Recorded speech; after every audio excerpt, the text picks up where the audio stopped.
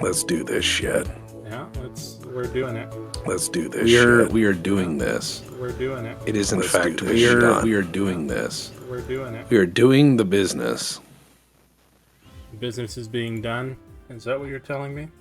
That is correct. Howdy, y'all. And I am saying howdy all, not howdy y'all. Howdy all. Yeah. Yeah, all right. Fair enough. Passes the newspeak test. Well, because howdy is how do you do. So then to put y'all after that would be how do you do you all. Which is starting to, that's just a hair's breadth from being hill speak. Well, okay. You got me there. I had not put that much thought into it. Mm-hmm. But now I'm overthinking my language. Excellent. I can overthink anything. Okay. Well, you can ruin tacos and burritos for all time. Okay. I know you can do that. I've been there for that one. Mm-hmm. So what else you got? What else have I ruined?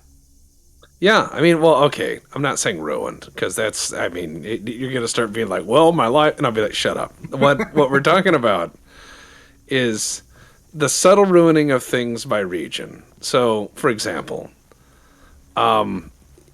you go into the upper Midwest, toward Minnesota, and here's how we're going to get some downvotes or whatever on Twitch. People will pull their money back, I guess. But there is a propensity up there to call anything put into a casserole pan a hot dish. Okay, yeah. Which is a lie.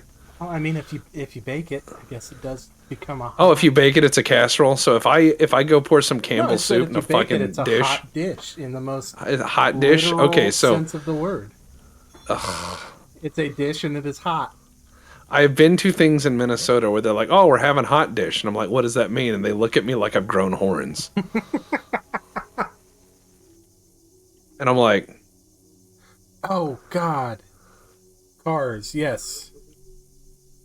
I did say that we were going to test that next week. Fuck. Don't worry. We'll skip a week. We're building expectations. What we meant is 2 weeks. No, we're reducing expectations, I think.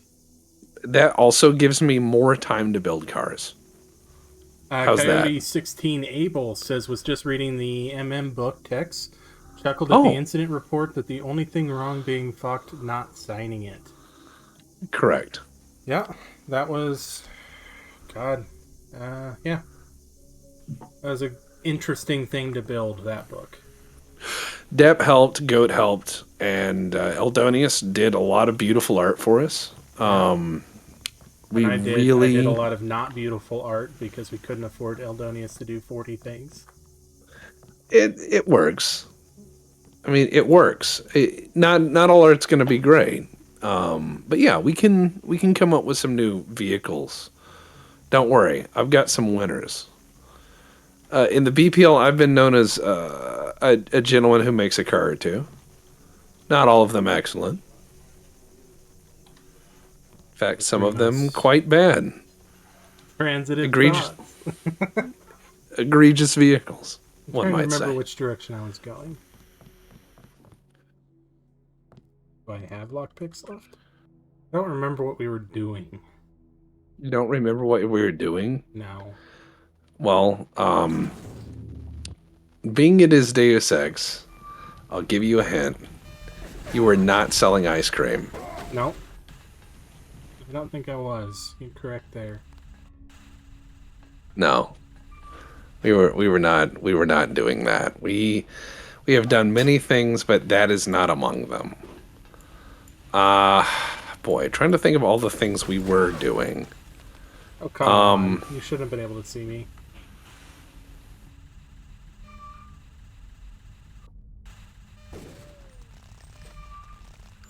We've done a number of things. Are you just peeking out with your giant glowing sword and going, how could they see me? This is outrageous. Pretty much. Do you think a sword like that makes a bug zapper sound when it's on? Oh, absolutely. Like, there's a guy hiding in the shadows, you know, and you're like, I see you, because like the room is backlit now, so you see his shadow and everything because he's holding the sword, right? Mm-hmm. And you're like, I see you, and you hear that like there's static and ozone, like you can taste ozone, and you're like, have you got one of those glowing swords? And you're like, no, most assuredly not. You Doesn't can't sound prove that like I me, do. officer. Are you Oh, the sword police? by the way, Sidonk told me that there is a, believe it or not, DLC coming out for Contraband Police. Oh, yeah, he sent me that. Yep, Yeah. a DLC, so that one may. David Lincoln Charles. By the way, we lost Mr. Lynch. Mr. Lynch is no longer with the living. He has moved on to the plane of the weird, Oh, where he belongs. yeah. No, I hadn't heard that yet. Yeah, David Lynch. He's Oh, like 78, though. yes, David Lynch. Yeah. I thought you were talking about somebody in the Legion. No, no. I was like, Jesus, you're doing this on stream? No, Like what? anything Oh, for engagement, but Jesus. Wow. No, no. David Lynch. Dune. yes, no, David Lynch. Twin Peaks. Yeah, 3 weeks ago. I just finished my Twin Peaks marathon in memory of him. And it's still Yeah. fucking weird. I went back and watched a bunch of his weather reports he did, Okay. you know? Yeah, Because he did a bunch of weather reports during COVID that were just, let me look out the window here, and it's a fucking shit show out there. Yeah. yeah, and he just rambled, right? Yeah. And I thought, this is when you know you've reached peak artist, when everything you do is transformed by you to become art. Because a lot of people have clipped together his weather reports and everything else and been like, isn't this majestic? And I'm like, he's literally just commenting on the weather. But perhaps it's like getting a napkin drawing from Salvador Dali, right? Do you frame this? Is this art?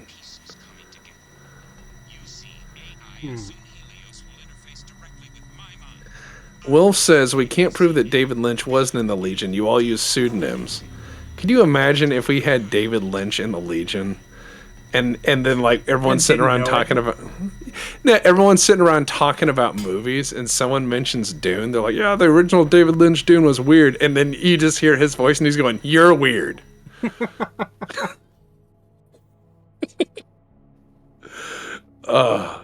Yeah. No, there was an Eve Corp I knew, and they said that Fuck. oh god. There was an Eve Corp I knew, and they said that they had a celebrity in their Eve Corp, and that they were sworn to secrecy. And then he left Eve and stopped playing. And it was actually Alan Rickman. You know, like Snape Yes. was in their Eve Corp. And they said that they would get into arguments about the Corp and what they were doing. And someone would be like, shut the fuck up, Snape. And he would get really mad. I was like, yeah, it sounds like Eve people. And I do like the soundtrack of Lynch's Dune better. I think he did a better job on that. That Dune movie is very trippy, but I think it's also because it's a Dino De Laurentiis film. And that dude was that dude was a trip.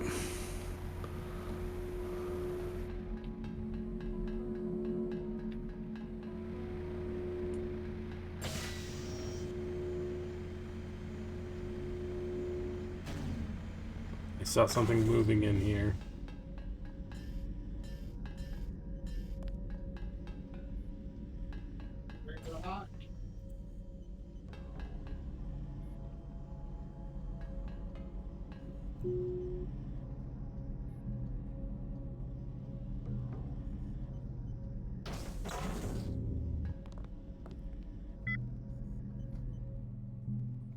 there's the Universal Constructor. Oh, dead guy.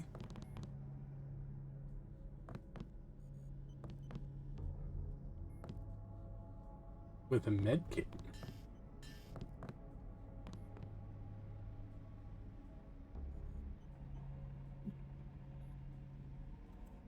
No, don't want your body, I want your shit. Don't want your body, I want your shit. That sounds like the name of a porn. Not a good one. No, I'd never watched the third season that he did in 2017. Did you watch Firewalk with Me, or? I did. I watched the original 2 seasons, which I'd seen ages ago. And then I watched Firewalk with Me. And then I watched The Return.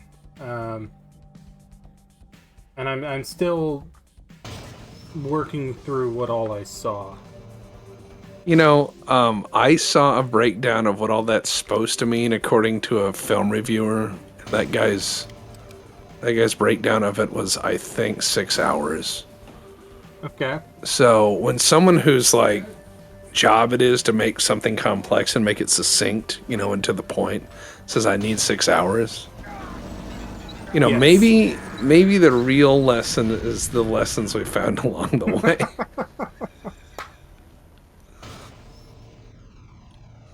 I'm not saying it's too rich for me. I'm just saying I'm content to have seen it. You know? Yeah. Like that's it. I'll be like, yeah, I saw it.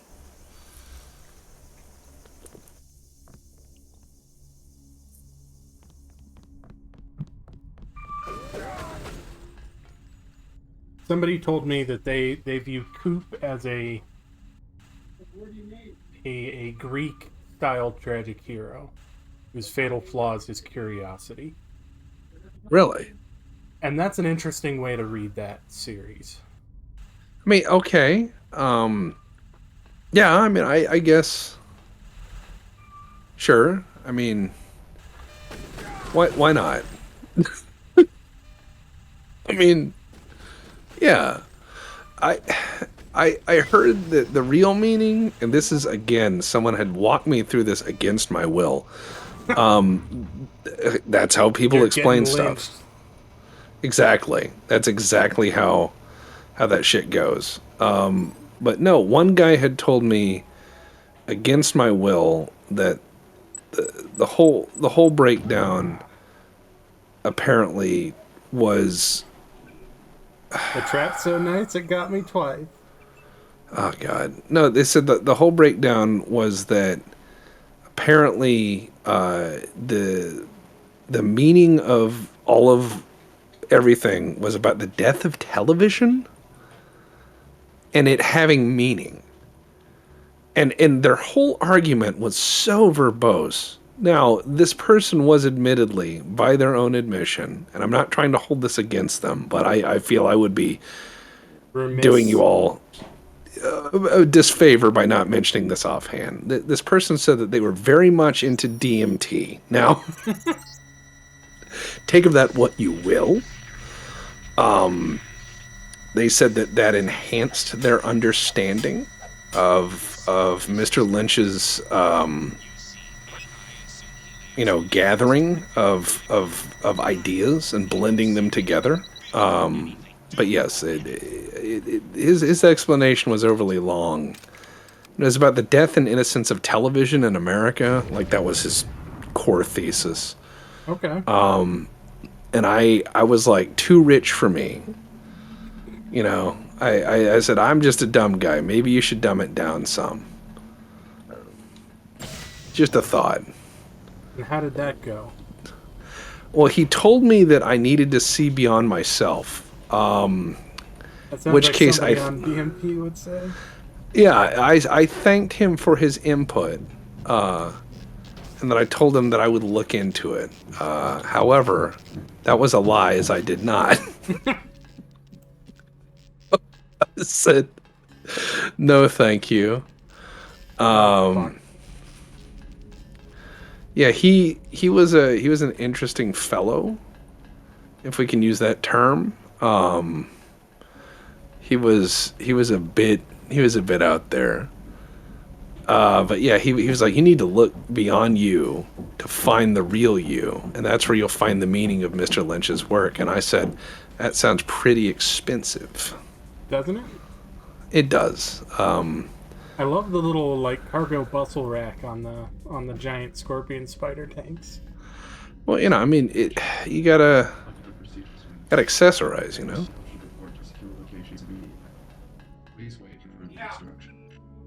You can hear the plumbers in the background attempting to fix my horrible pipes. I can hear that. They're in the 16th hour of their work today, and the man said, and I quote, "This is the worst thing I've ever seen in my life," end quote. Which leads me to believe that my pipes They're in rougher were shape than you were led to believe.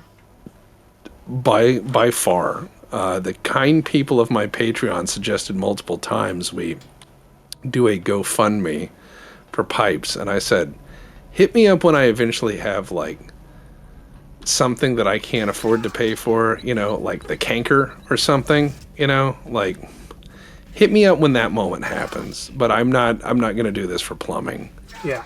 Then again, I have heard a rather sad state that GoFundMe is the third major health provider in the United States. Yeah. Yeah.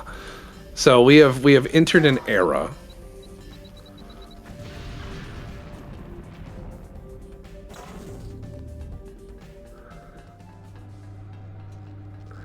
But yes, the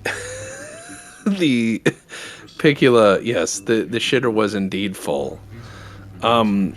We had some serious problems with the pipes in this house, and they were lingering and awful. They were really quite bad, and we were trying to solve the problems as best possible through a variety of ameliorating methods, and none of them worked.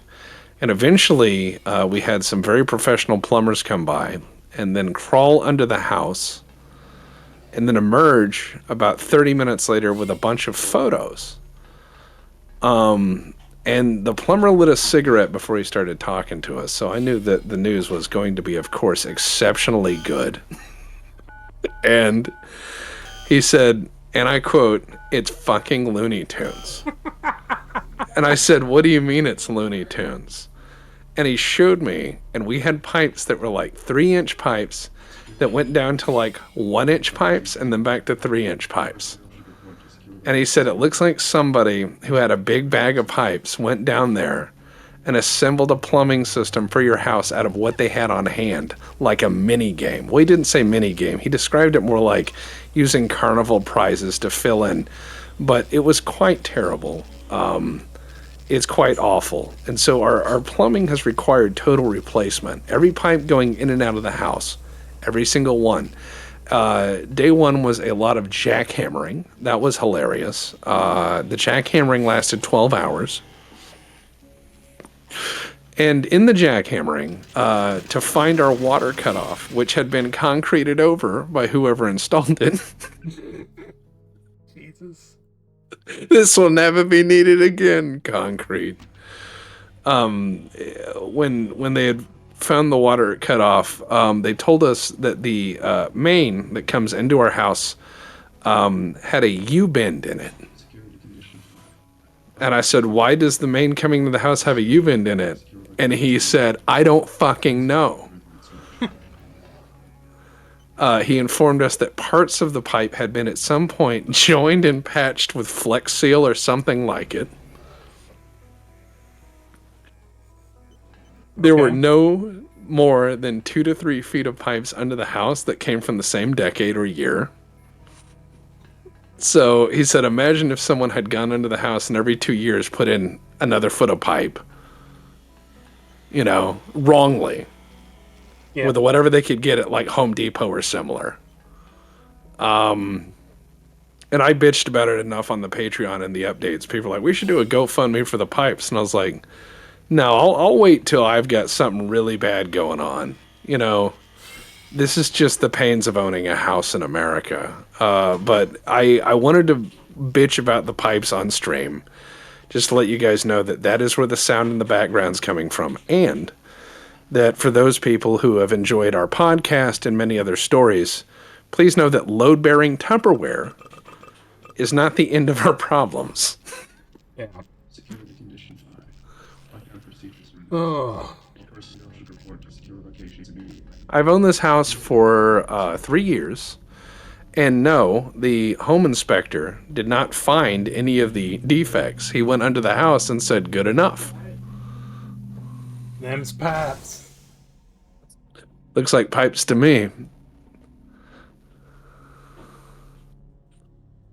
I think that this house is essentially a trial to see whether or not I am cut out for the perils of home ownership. But they also found at 4 or 5 points where there were T-junctions and things that shouldn't be there, which would explain all the backups we've had. Yeah. They said the mains coming into the house were entirely the wrong size, which would explain the water pressure problems we've had. They said that whoever drilled the holes in the floor for your pipes had done so with, quote, God knows what, end quote. And it goes on from there. Wonderful. Yeah.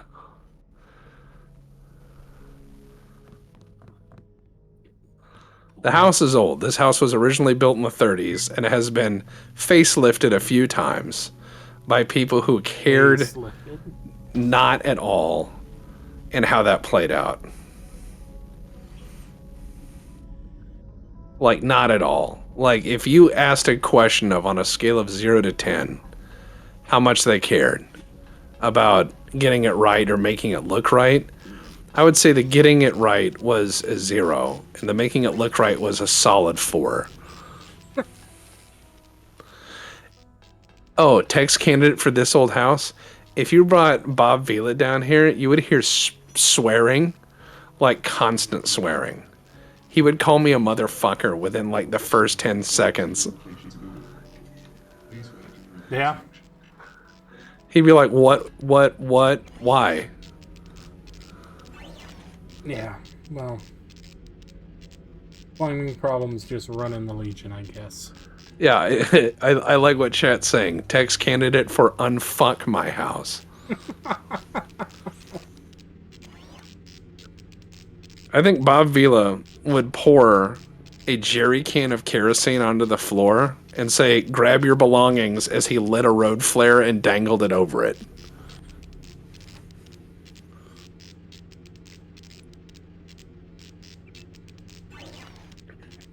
There we go. We are now topped up.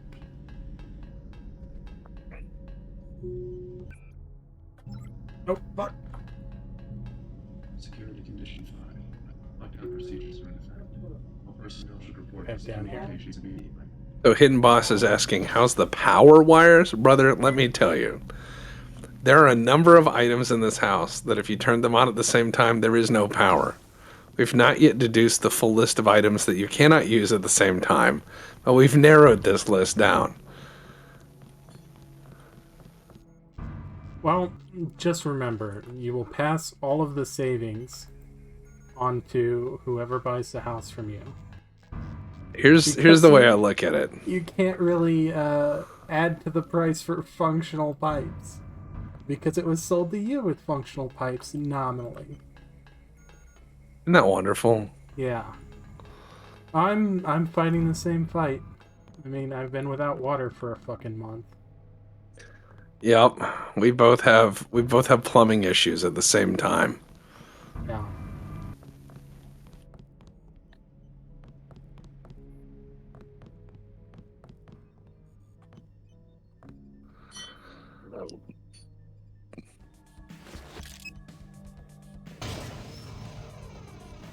We call this a bonding experience.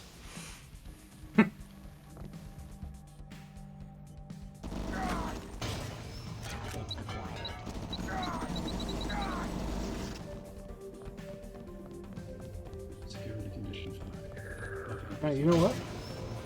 I'll just leave him on this side of the door. Oh. Sunshine Temple says, not what I meant. I was wondering if the electrical was so bad that the house might burn down. Oh, you mean of its own? For no reason in the middle of the night? Yes. Very odd that that might happen at any time. No, all my things are in here. What just shot me? Bionic says, I was cooking breakfast once while visiting location redacted, and because I was using the oven, microwave, and toaster at the same time, the breaker blew.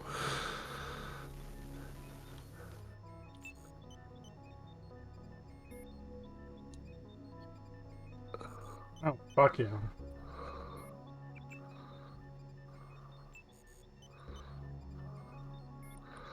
Yeah, it is not great, but it is a house.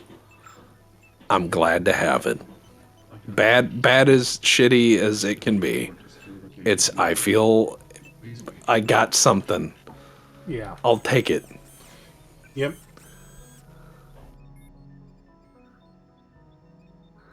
Like, I'll take it. It ain't perfect, but it is mine.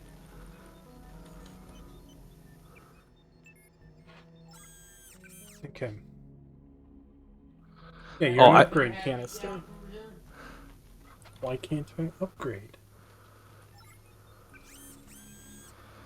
I don't think they used permits whenever they last renovated this house, guys. I think that what happened was somebody said, wouldn't it be funny if we just did this and told nobody?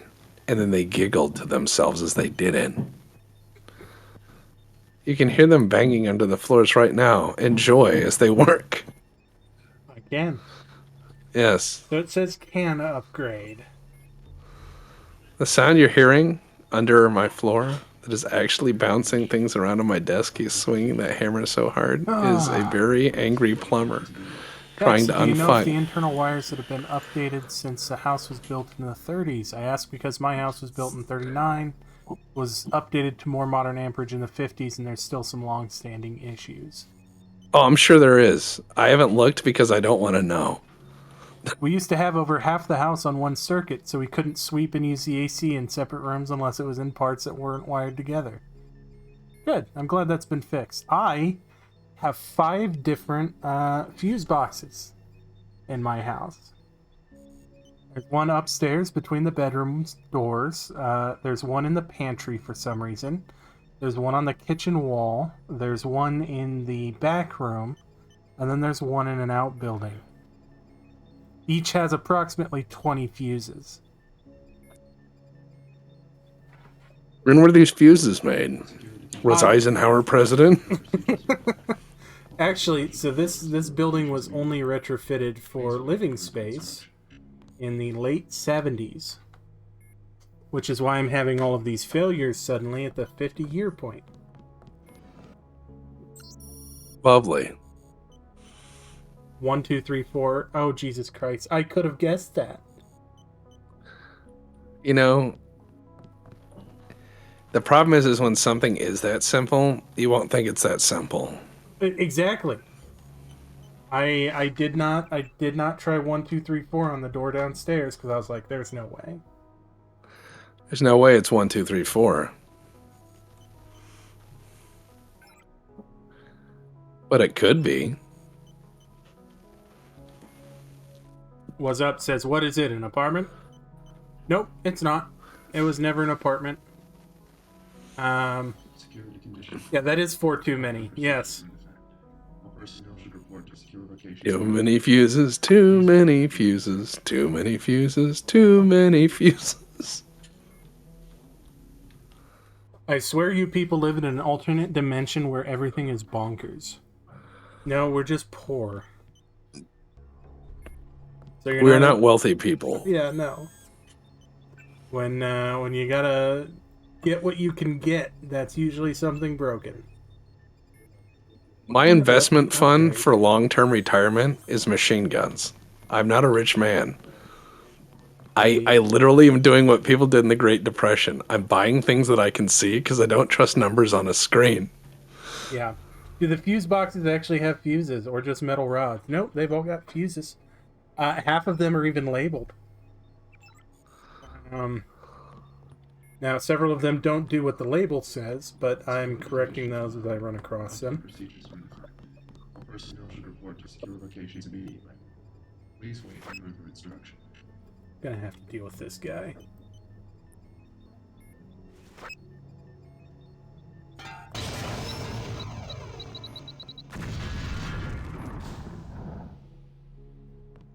I didn't need that medbot anyway. Surely I won't regret blowing it up.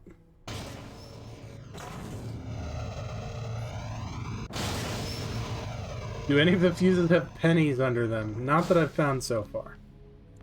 But time is still, capable. It could happen. Someone in chat pointed this out earlier, and I didn't call it out because I was snickering away from the microphone. We have Mr. Train, yes, but have you heard of Mr. Drain? That's pretty good. No, the plumbing was so bad that the bathroom toilet would stop up if you sneezed in it. And so you would try to use the plunger on that portion of the crapper. And as you use the plunger on the crapper, water would shoot out of the sink, and it would shoot out of the shower drain. Oh, yeah. Like geysers. Yeah, I've got that. It's wonderful. It's usually clean water. Mine wasn't. Oh, no, mine's back pressure. Had the plumbing situation continued, one of my plans was to go to an Indian reservation and acquire a number of the quarter sticks of dynamite they lovingly call fireworks, and see if that would free some of the issues. I told this to the plumbers, who informed me that I should not be allowed near the pipes. I'm not saying that I could have solved the problem, but I could have entertained myself while calling the plumber, who is going to have to do what he did anyways. Yeah, I mean, you would have moved the problem around violently. Yeah. And that feels like solving it. I mean, there's a certain level where it's almost as good.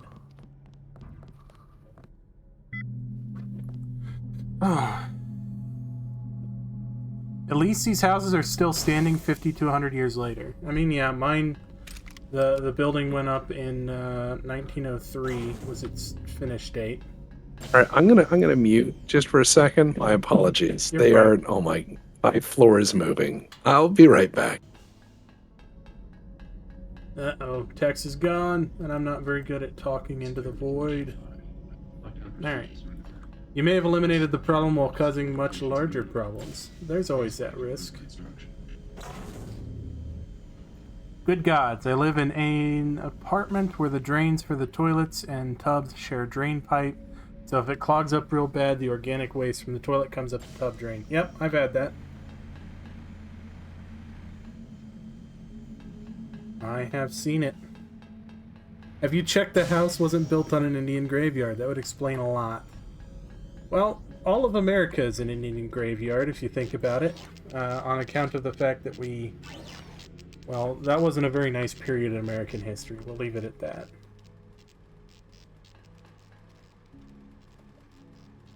The screwed up T-joints probably made air pressure locks that eventually overcame the U-locks. Yeah. House has got good bones, but it's had a stroke and IBS. I may have to borrow that. That's pretty good.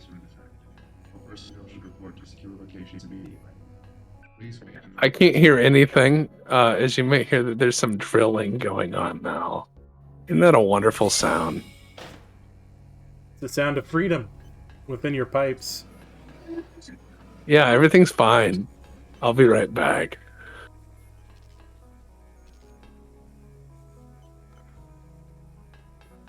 That's the sound of shit getting better. Alright, see you, Wolf. Oh, it's a potted plant. Okay.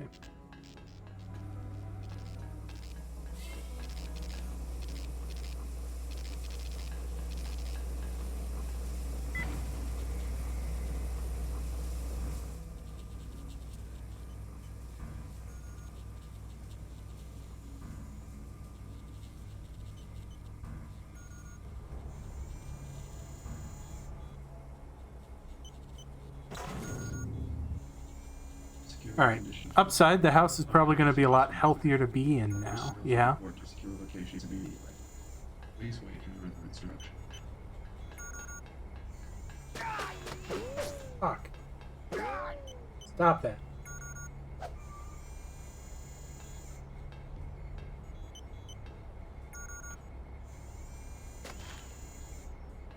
Who the fuck designed the security system anyway?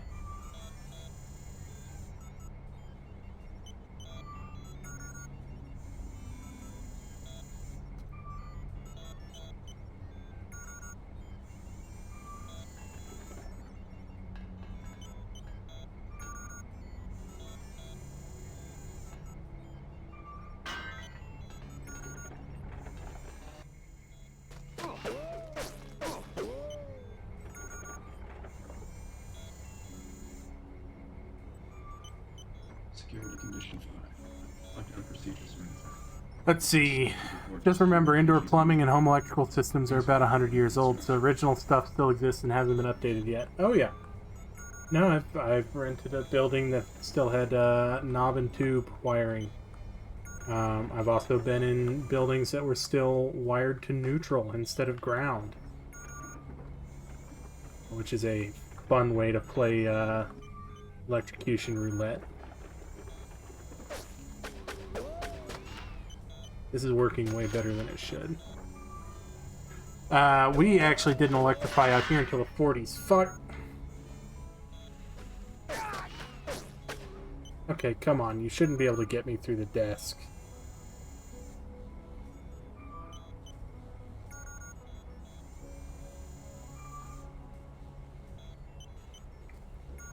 Bob Page designed it, Dep. You know, the megalomaniac businessman who's trying to take over the world. Lockdown procedures are in effect. I suppose, but man. Report to secure locations immediately.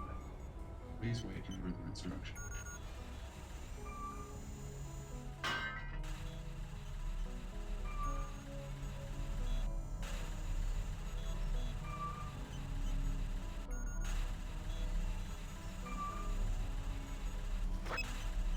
What do you think? Can I get a lamb in there? Nope. Oh, that's gonna hurt. That was my last one.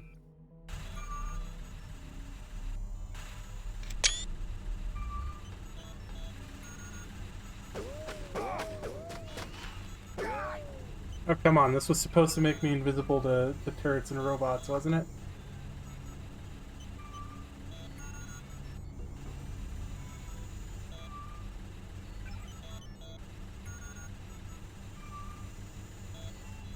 Security condition 5.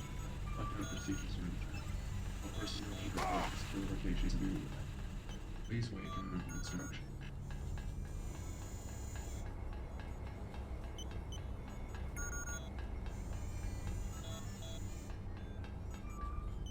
Ordered the destruction. Don't of the worry, city. everything's fine. Everything's just fine. Is it? Sorry, I can't hear you over the drilling.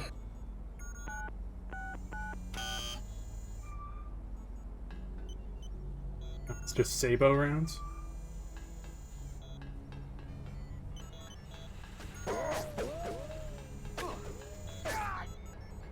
Oh, son of a bitch.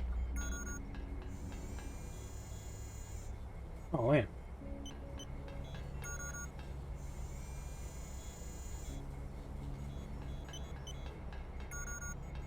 Security condition 5. Lockdown procedures are in effect.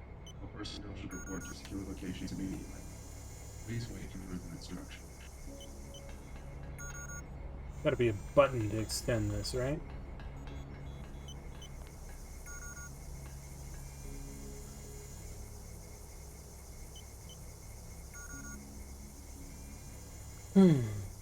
Okay.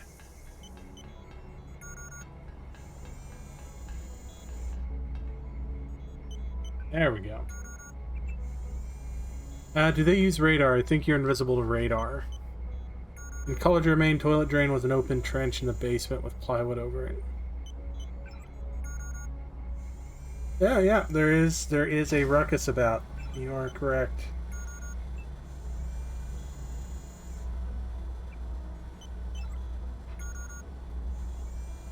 Tex, can you increase the sensitivity of the mic to max and apply the mic to where the floor is shaking? I don't think he's around. Plumbing is an old concept. We figured that out thousands of years ago. We did. I'm around. I'm just hitting mute every so often. So you are spared the ear-splitting wail that I cannot be spared from. You know, actually, your mic's not picking a lot of it up. It's because they stopped. For now. Yesterday, they were under the house working on it. And they started smoking. And so smoke started floating up from holes in the ground. And I had to ask them to please not smoke cigarettes under my house. Oh. It's too heavy to lift the partially built security bot. But no, they, this has been a, experience. Lockdown procedures are in effect. All personnel should report to secure locations immediately. Please wait for further instruction. Hey Tex, how much sand damage have the plumbers taken from your house? I think that we're probably even. You know what I mean? Like, I think that we, you know, the cost that I have paid is equal to the cost they have paid. If that makes sense, right? Yeah, yeah. The difference is my wallet will heal. They will not.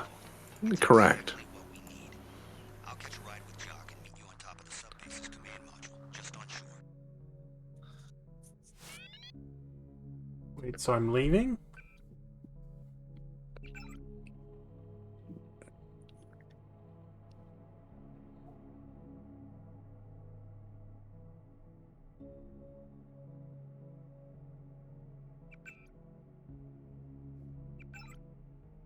Okay. Yeah, meet Gary Savage and Jock on top of the subbase's command module just on shore. So I have to backtrack then. Oh, that's how games used to appear to be longer, Deb. Well, yes, I know. I was just making sure I was reading things correctly. So that I didn't once again wind us the wrong way through the level. Oh, of course, of course. I mean, I understand. Tex, That quick makes sense. question. If you had to take a stripper clip-fed pistol to combat, which one would you take? Oh, Steyerhahn. I'm Steyerhahn not getting. is what my gut said. I'm not gonna buy the new Kel-Tec. I know people have seen. They posted the new Kel-Tec, which is a 5.7 that is stripper clip fed, and they, you know, it competently designed. Like most Kel-Tec stuff, it actually works, even though it makes you scream that it shouldn't. But yeah, what was funny is the the post I saw for Kel-Tec showed their gun, their stripper clip 5.7, and it says 2025. Welcome back, Steyerhahn. Mathematically unlikely, as are your chances of leaving the ocean lab, by the way. Your next page. Your greatest strength was secrecy, but now we know everything. I wonder what would happen if I including your didn't present stop to location. talk to him. Always the optimist. I don't know. You need an army to attack me at Area 51, and pretty soon, if the missile is accurate, your X-51 will be a thin, gray smudge where Vandenberg used to be. Dude, you're nuking Vandenberg Air Force Base? That seems a little excessive. You know, sometimes people just don't have their priorities.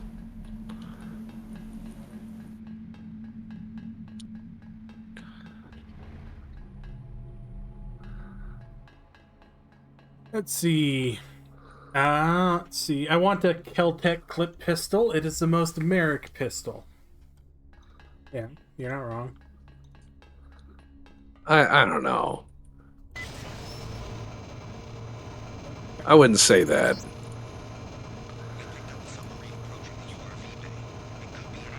I knew a guy, though, that had a Frommer stop, so, I mean, knock yourself out.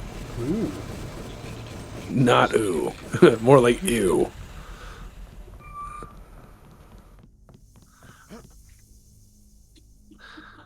I once had a client come up to me. He had a 1896 Mauser, and he asked me very politely if I wouldn't mind getting it running again. And I said, sure, bring me 3 more. Hold on, I need to hit mute again. You're fine. We're getting a little buzziness, but So it's only on my end. It's making my teeth grind. Got yes. it. Got it. You'll be the last prototype we have to discard. Oh, fuck. As I said to you in Paris, this time you face someone of your own abilities. Then this will be a good fight. No. With the exception that I have a newer version of the firmware. My inventory is not managed for this. Oh no, that looks bad.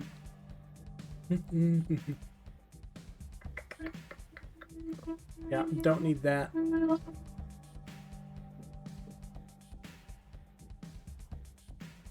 I didn't pick up that extra lamb.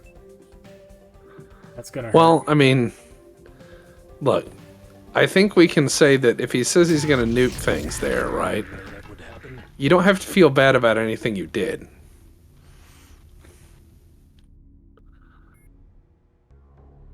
Because if somebody else is already going to do worse than you, all of your sins are, by comparison, are forgiven? erased. Yeah. Yes, absolutely. That's what that means. Okay.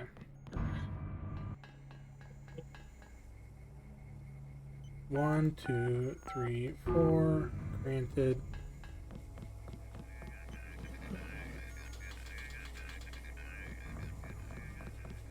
Doesn't get me anything. Multi-tool.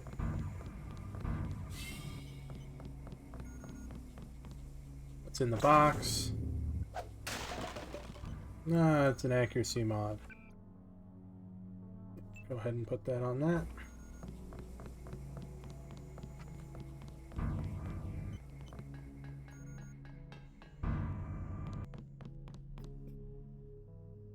Soda.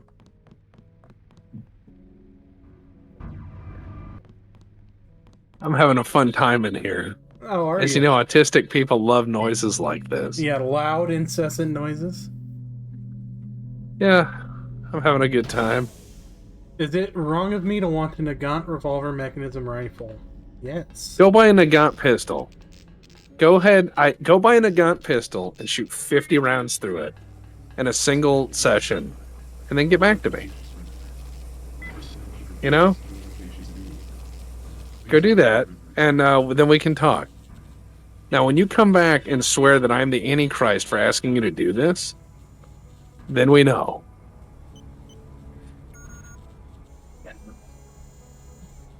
Hmm.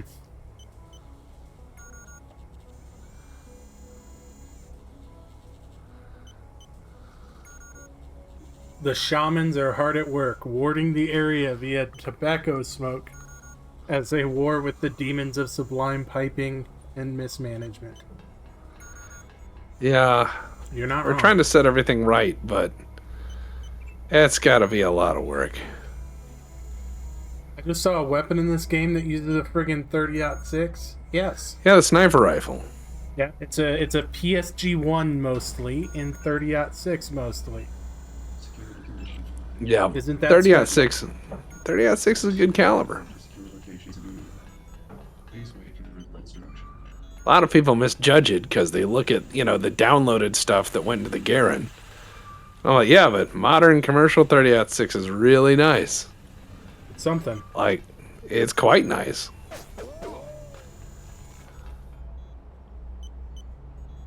It's usually my way of making AR fanboys shut up. They're like, I love my AR-10. I'm like, does it come in 30-06? And then they frown.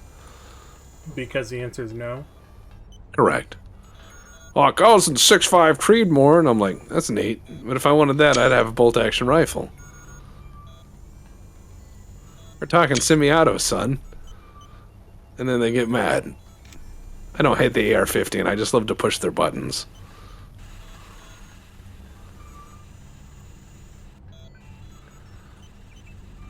Security condition 5. trigger I have is a- ass. I like my Nagant revolver, but I won't put a box through it on most range trips. Yeah, most people won't. It's because the triggers are awful. The mechanism is awful. They are not exceptionally accurate. In fact, you will be lucky to hit anything with it. Then you realize there's a very good reason that a lot of these were used essentially to be used at point blank range versus guys on your own side. Yep. Why the Makarov also has a really shit trigger. Yeah. It feels like scraping two toddler letter blocks together until suddenly one of them gives. I knew a guy who carried a Makarov. That was his everyday carry. And so I made fun of him a lot for it because I said it has a terrible trigger and you should never use something like that for everyday carry. And he said, it's a matter of discipline, was his response. And I said, okay. So we went to the gun range and we did some drills. And now I came up with a drill that's very simple. And we went to a gun range where you could do this. And I said, draw from your holster. And it's not a matter of speed. But within a second or two, put bullets from that gun into a target, right? So he pulls the Makarov and he John Wicks it with a full magazine, and not one of those bullets is on the paper. And he says, well, I haven't been shooting in a while. And I said, okay. And I handed him my everyday carry at the time, which was this thing called a Glock. Perhaps you've heard of them, right? Boringly practical. Boringly practical. I hand him the Glock, and he manages to put them all in the X-ring, despite that not being his gun. And I said, man, what do you think the odds of that are? And he invited me to go fuck myself. Like, look, there's a lot of cool guns you can own just to have. You know, you can say, I like that gun's really cool. And that's fine. But please don't everyday carry crap. And by crap, I mean stuff you know you shouldn't everyday carry. You got mad at me for carrying a CZ82. The reason our... Oh my god, the hammering. The hammering. Okay. I keep wanting to say, come in. No, the reason I got mad at that is because, as I pointed out, and I believe I showed you, the issues they have with firing pins. Oh, yeah. So Well, I didn't want to... Those are the 52s, not the... They still have the same problems, just to a lesser extent. The issue I pointed out on that is because I'm saying, look, I don't want you to be stranded with a firearm that goes click. I know. And again, I'm the incessant grandpa in the group where I'm like, revolver good enough. You know, people are like, I need an everyday carry. And I'm like, model 19. It's good enough for the FBI. It's good enough for you.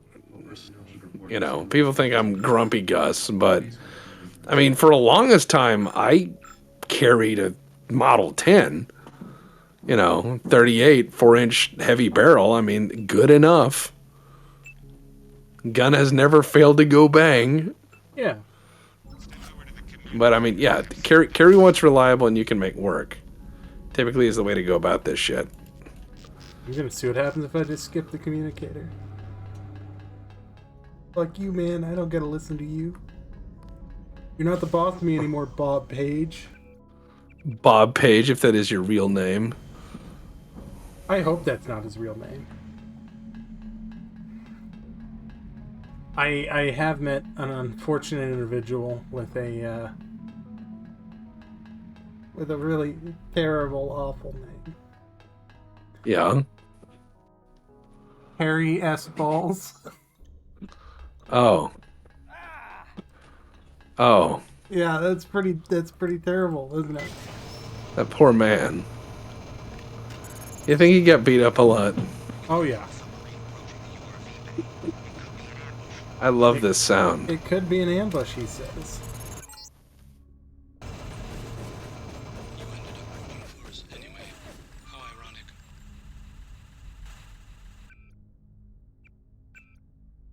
Is that because I didn't talk to him?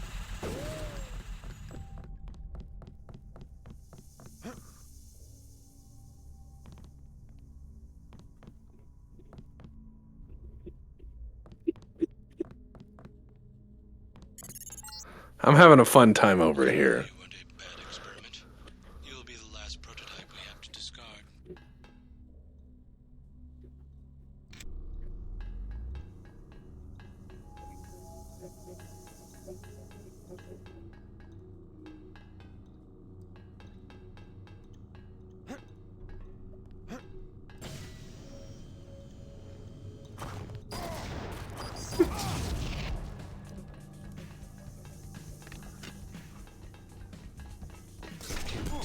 JC, I've seen those specs. Fuck I remember the last time you ran into some of these men in black fellas. You killed them all with a bazooka in a hotel room. Yes. You think maybe they would have had a briefing about you about that? Like, don't corner him, he has a bazooka. Well, I did Like, just okay. initiate the counter ambush with two 20mm grenades to the face. Well, that's another thing. I mean, do you think that maybe they should have a pass-on log about your capabilities? Like, may possess any tank weapons. Yeah. Oh, look, there's a plasma rifle, it says. Plasma rifle, phased in the 40-watt range. I was about to make that joke. Good. We're on the same wavelength. Like that plasma rifle. Like that plasma rifle. I'll drop that since it won't let me do anything with it. I'll drop those. I need that. Fuck those. Yeah, I need that. Oh, wow.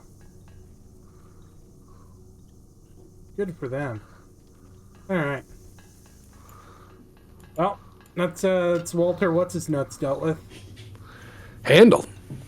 Handled. Oh, I should say...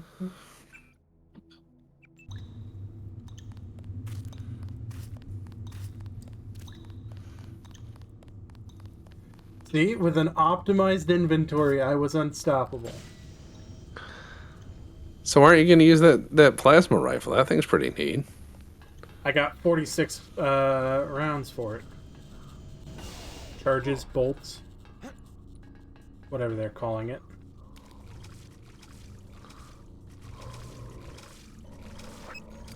Oh, where did you come from? Come here. You don't get to run away.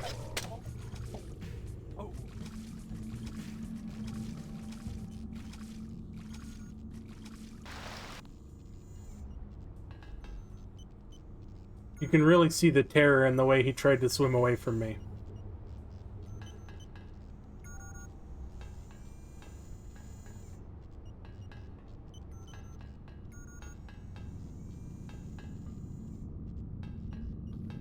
Think I did that one?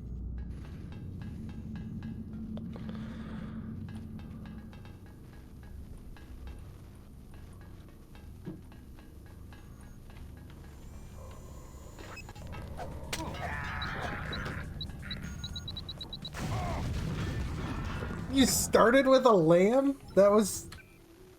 You just ran at me with a grenade. That was your plan? Maybe he's Johnny Grenades, right? Well, he's dressed like a Johnny Quest villain. Like, at least try the crossbow next time, dude. Oh, and he had a Glock knife. Crossbow Well, Glock and brand knife is not the most awkward Glock product you could own. It's not. No. Please don't go to the Glock website. Please don't go to the Glock website and start looking up alternate Glock products. You will not have a good time. Let's see. Malfunctioning turret. But I agree, their shovels are actually quite nice. And they I mean, fit in the standard shovel holder. Like the normal USGI one. Oh, man. Yes, Glock horse products, correct. Yeah. Gaston Glock had a lot of interesting hobbies. And that's what funded his way into the firearms business. Oh, he was originally in tile. Was he? That's what I was told. Ceramics and tile. Well, I can't take their mini sub. I have to take my mini sub. Yes. Wonderful. Okay. However, when you think about it, Gaston Glock does sound like a Bond villain. And here's why. Imagine you're some guy at Gaston Glock's villa before he gets into gun, you know? Mm-hmm. And you've seen all of his horses on his horse ranch, and they're all just, going around doing horse stuff. And he says, I have mastered horses. Next, I will redefine the world of small arms, Mr. Bond.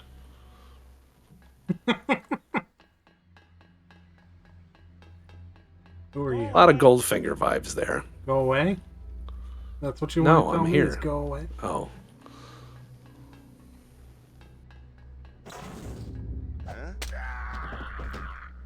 Okay. I thought this was the suspicious mechanic thing.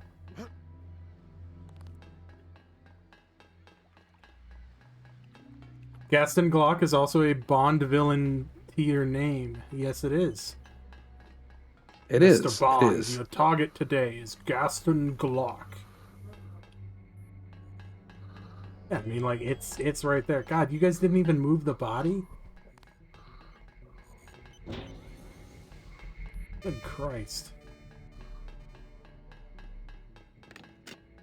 Just running around, leaving the body on the floor. Stepping over it occasionally. Christoph Waltz should play him if they make a biopic. The movie's vote- called Horses and Handguns. The Horses and Handguns, the biopic. No, I vote Christoph Waltz plays a lot of things. I think he should be in the consideration for every role. I'm with you. Christoph Waltz is one of my favorite actors because he can play anything.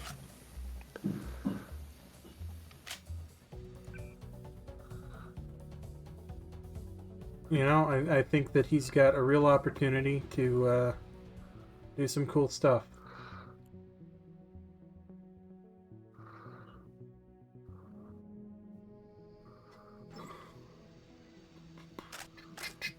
Alright, gonna snipe you. Bam. Oop, that's a kidney. Ugh. Kidney and a front kidney. How unfortunate. The kidney, eh? Yeah.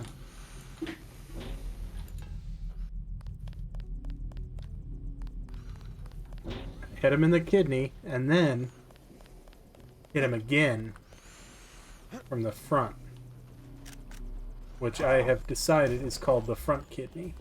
The front kidney, I say.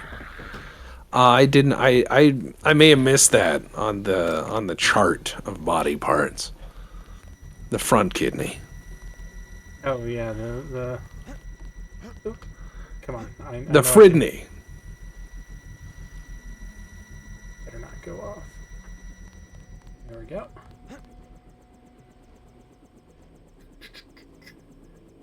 That's why you have two, one in front, one in back, right? Okay. I mean, I'm with you on this logic. I hate it, but I mean, I'm here, so.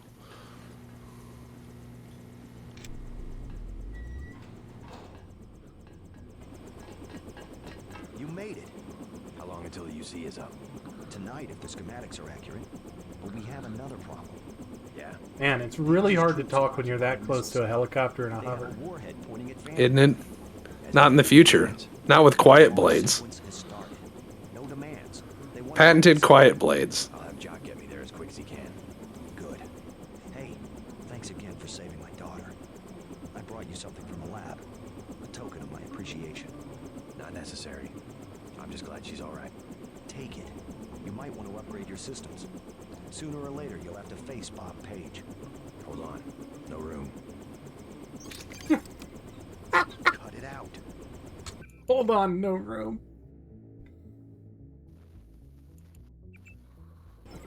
I got it right here. It's an augmentation upgrade canister. I just dumped one on the ground because it wouldn't let me use it. Guys, all right. Savage, you're a dick. Let's go. Yeah, let's go, Jock. Guy Savage is also a Bond villain name. I think that would be a Knife Fight City knockoff Bond. It's not a James Bond movie. It's a Guy Savage movie. Hey, Right? Tex, do we have other livestock or is it just cows? What do you mean? I don't know. It's a highlighted redeemed message. Do we have other livestock or is it just cows? I mean, in what aspect? And it might just be cows. I don't No, possess that's cows. That's a boring answer. It's just cows. I mean, I'm confused. Non It's cows all the way sequiturs. down. Okay, I mean, I understand that to an extent.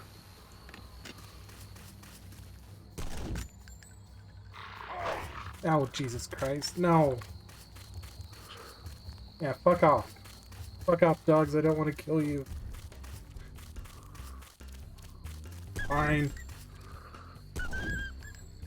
You made me do it, though. Van Zant. Does Van Zant have other animals? Oh yes, yes, oh yes. You need a variety of aminals, but it does. Van Zant has a lot of cows.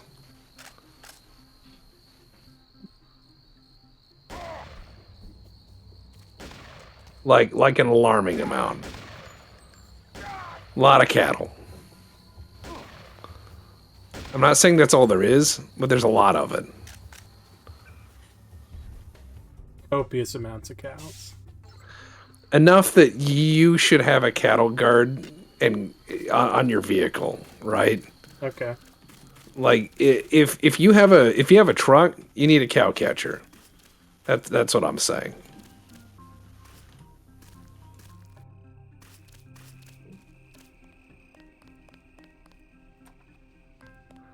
I hope that makes sense. Oh, it makes perfect sense.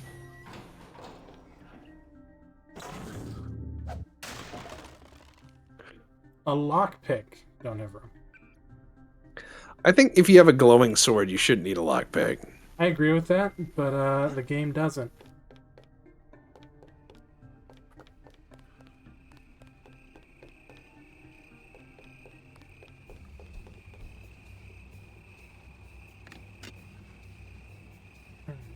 You're gonna force me to do this, Mr. Dog.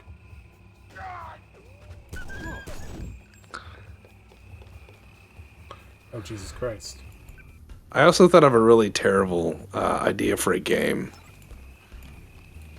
Okay. So imagine a game where Steven Seagal voices, mocaps, and writes the story about a protagonist of his choosing, which is based on him. Doesn't he already do that? Yeah, but in a video game. Oh, yes, okay. So you get to play the legend of Steven Seagal. Oh, yes. Legendary. Legendary, gentlemen. Legendary. By the way, the Black Pants Legion now has a newspaper. It's a newsletter. yes. We should probably plug that. Yes, yes. We have one. We did work on it. We did work on it. It's good. You worked on it. Yeah. But we have a newsletter. It's on the website. We posted it in the aux. It's pretty good. We've had a lot of fun putting it together. A lot of hands went into it. People have submitted wonderful art. Art from the aux and a bunch of other people's gone in there. We also have some other wonderful things that have gone in, including Dep did a film review of a film you probably shouldn't see. Not because it's terrible.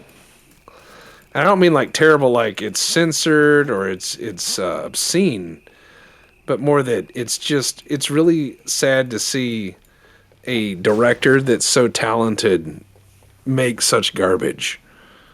Which is, yeah, it's Dep watched Megalopolis. Yeah. I made Dep watch Megalopolis.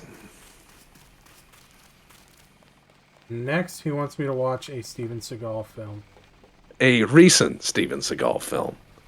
Yes. Ah, see, feedback. Coyote says, Dep's film review read like a noir novel. Thank you. That's too kind. You know, I think I've said it before, but it's still true. They say art makes you feel things, and I felt so strongly about that movie, I wrote 4 pages. Art does make you feel things. So I guess it's art. I guess it's art. That movie did make me feel things. Regret. I'd say that's well. I did. I felt regret because there's this whole spate of directors that are now a bajillion years old, Yeah. and they have this thing where they go, "I need one last good movie." Like they feel they need that, and they actually don't. They actually don't need to do any more films. They've done their films. It's time to pass that baton, because at a certain point, you get to the point where you can't improve what you've done so far. You can't improve your body of work anymore. And so the last films you should be making are films where you help somebody up who's trying to get into filmmaking. Like you pass the torch. You show, hey, I may be closing and ending my career, but guess what? Here's my fucking protege. And you make a film with him. You do something like that that's all about positive legacy. But no, like there's just this egocentric driven thing of directors now where they go out of their way to try to make one last movie because they go, this is my magnum opus moment. And the problem is if you tell the world it's your magnum opus moment, it better be your fucking magnum opus. Yeah. And that was the issue with Megalopolis. Megalopolis is a film that he talked about making since the 80s. Earlier. And had been writing off and on for decades. And you can tell. You can absolutely tell that it has been rewritten to fit the cultural zeitgeist as it changes. And then he borrowed, or no, not borrowed, he sold part of his estate that he'd built up, his very successful winery. Yep. You know, he'd done all that in order to finance this film, and not a tiny amount of money, like $120 million. Mm-hmm. And then made Megalopolis. So you need to keep that in mind. This is somebody who has written this for decades, has wanted to make this for decades, self-financed it so they could do it their way, all of the impediments removed, and then made Megalopolis. And if you see Megalopolis, it is quite bad. And I think, Melodonus, you're correct. You need to let go at a certain point. I mean, there's some directors that will always direct. You know, there's some people that are just always able to make the same movie, and they'll be fine as long as they stay in their formula. And there's, God, I mean, I can mention a few. There's a certain prolific director that is in their 80s who has made probably 8,000 movies in the course of their career. And if you can guess the director, you'll get a thumbs up from Tex. There is a certain director that has always made money on their movies, even if they're shit. And they know they're shit, and they don't care they're shit. Dennis Villanueva. Nope. Wow, that's mean. He's very very aesthetically driven, but I find sometimes he gets too caught up in showing how pretty things are. Sunshine Temple got it. Roger Corman. Right. If you call Roger Corman and say, I have $500,000 and I need a movie about a Sharknado, he's your motherfucking man. He'll do it. And it'll be a full movie. And you'll be like, how did you make that in 6 days? And he'll look at you and say, I'm Roger fucking Corman.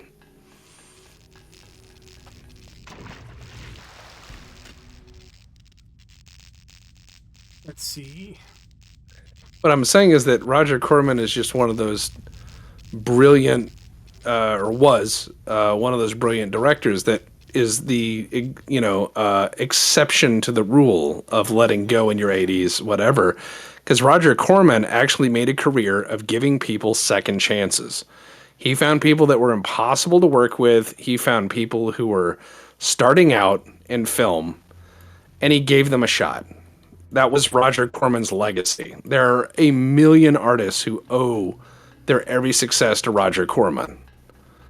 Because he just believed in people. He would say, okay, you got this. And I'm talking directors, producers, actors, actresses, people that folks had said they can't make any more movies. They're washed up. They're problematic. Hollywood doesn't like them. Roger Corman would take them in. If people said, I want to learn film, Roger Corman would teach them how to make film. He was a good dude. And Hollywood is cheaper without him.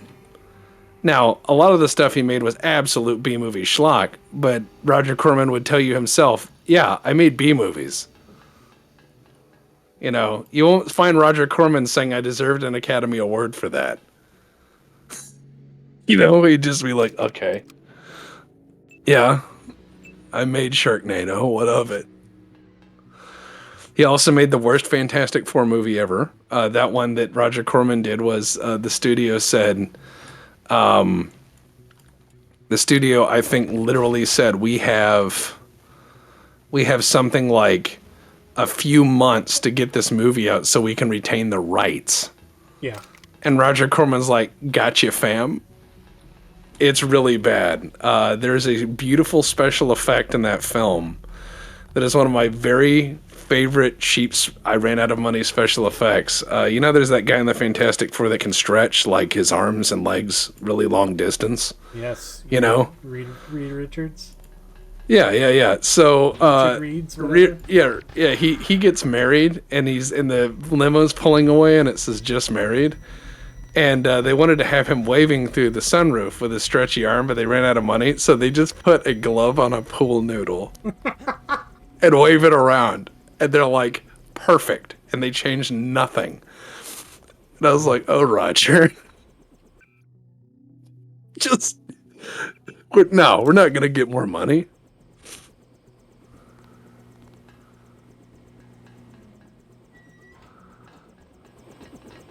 You made it. Like, that is someone who loves making movies, you know? Yeah. They don't care what you think about them. It's just, I'm going to make this movie. Why? I like making movies. Let's see. Dep, do you at least get corn dogs for watching these films? No. No demands. They want to wipe us out. I'll have Jock get me. I'm not sure what pay we've agreed upon. Thanks again for saving my I'm not sure if I used guilt. Yeah. Dep's review is very well written. My brain started skipping sentences defensively for the last quarter of the review. Thank you, Night Owl. upgrade your systems. Depp was so savage in his review in such a classy way. Thank you. Yeah, it is a film review that I can read. And the reason I can read it is because it is not pretentious. There are so many film reviewers out there, YouTube, written film reviewers or whatever, that try to act like you need 2 film degrees in order to understand film. And that's bullshit. Film belongs to everybody. Yep, B-movies need to exist to remind the world what A-list movies shouldn't be. Yeah, It's not not only that, Yeah.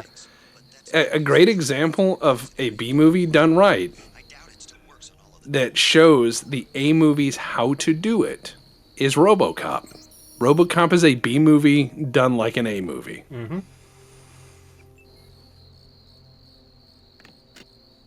Exceptionally well done B-movie. Yep. I use that as the comparison, you know? It's like, what is this? This is what a B movie should be. And they blew like So- a quarter of the budget on a car they couldn't use. That was awesome. If you haven't seen it, there is a movie or a documentary called RoboDoc Yes. that is about the making of RoboCop, and is absolutely batshit. There's so much that goes wrong in that movie when they were making it. And that's the majesty of it, is that they just kept saying, all right, well, I guess we're here now. Yeah, this is what we got to work with. What can we do? Well, one of my favorite sequences in the making of, and this will be my attempt to get you guys to go watch RoboDoc if you haven't. There is a sequence where the armorer of the film,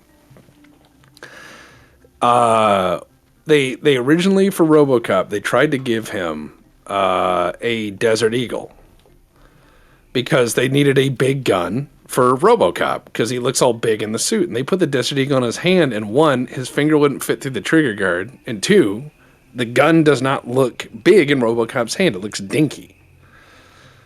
So they were like, well, what do we do? Now, mind you, this is the 80s. The armorer goes, well, let me go get the gun out of my car. It might be good. And he has a Beretta 93R in his car. Yeah, that's his glove box gun. Yeah, it is glove box. He has a Beretta 93R, and he's like, how about this? It's got the really extended finger, guard, and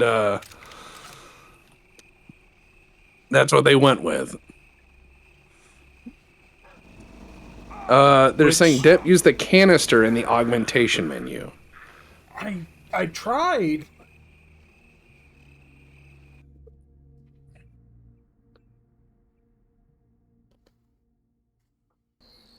Actually, adjust my statement. A B movie needs to exist to show A movies what can be done with no budget, so they respect the fact they have a lot of budget.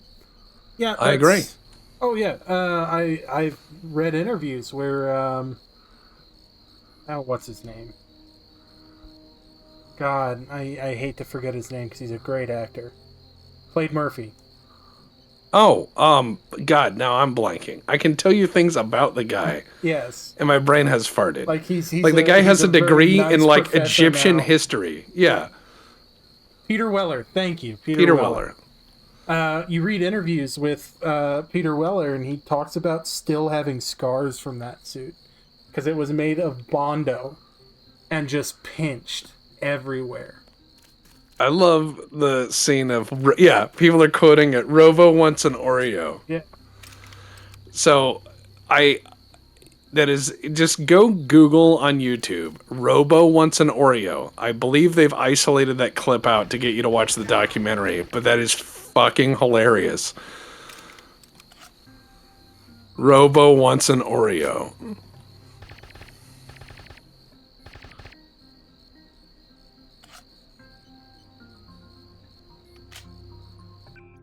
Okay. Oh, Jesus Christ.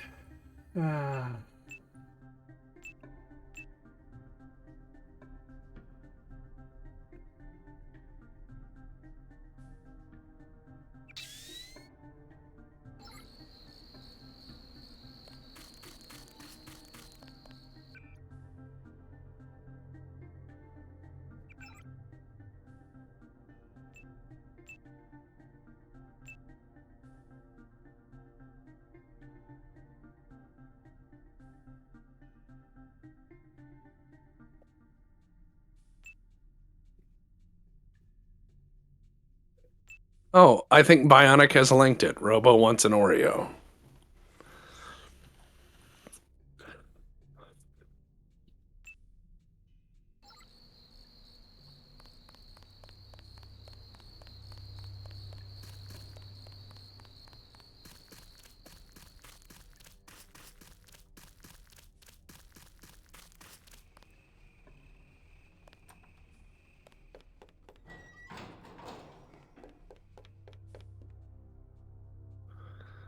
Oh boy, here we go.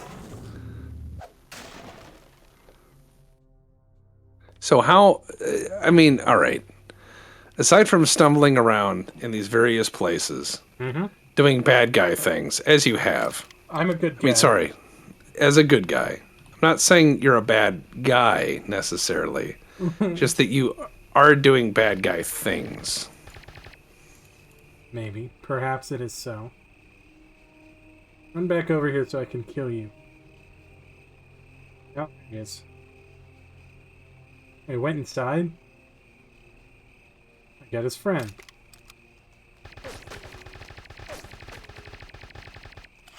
I killed your friend, too.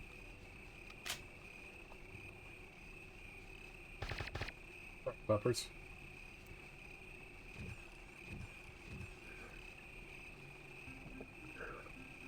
Oh no, someone says, have you ever looked up Peter Weller on Rape My Professor? Oh god. Find us some highlights. I want to know. I would be interested, yeah. Oh, come on. Come back. No, you're in there.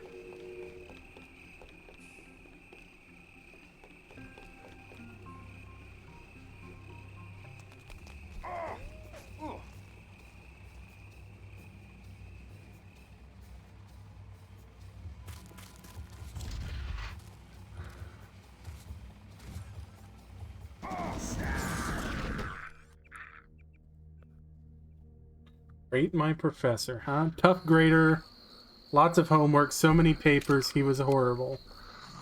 All right.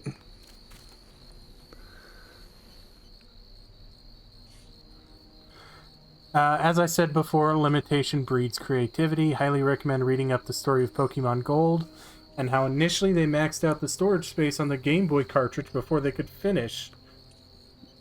And Satoru Iwata pulled one of the late night madness and coffee periods and managed to compress the game so much that they A, could finish it, and B, fit the entirety of the previous game on the cartridge too. That's pretty epic. He's got 8 good reviews and that one bad one, they say. It's not bad for Rate My Professor. No, I remember when people would rate professors in grad school, it would always have some really funny telling things that were like iconically telling. So you could tell like who was who, because they were like, the professor yelled at me for eating in class, and I have to eat in class or I get anxious, you know, and the professor or the school would respond and like, Gerald, please. It was once. Well, you know, once is enough to give somebody anxiety over it, I guess. Me hungry. Me hungry. Robo want Oreo. I remember one time in class, there was a guy who brought like one of those big foil like turkey basting trays. Mm-hmm. And we thought maybe he's got something he's bringing in for somebody, like he made enchiladas or something, you know?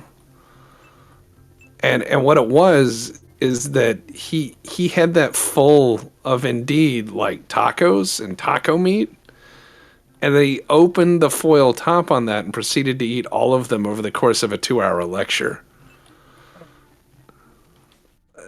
Like, he never stopped chewing for 2 hours. And we could hear his stomach making, like, pleased noises while he was doing it. Like, his stomach was like, you know, like, good, feed me. It was a bit much. I can still recall his chewing noises. Perhaps I'm scarred by this.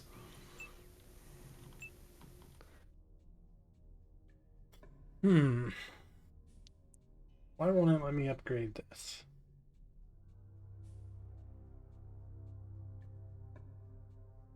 They said you can upgrade your health regen.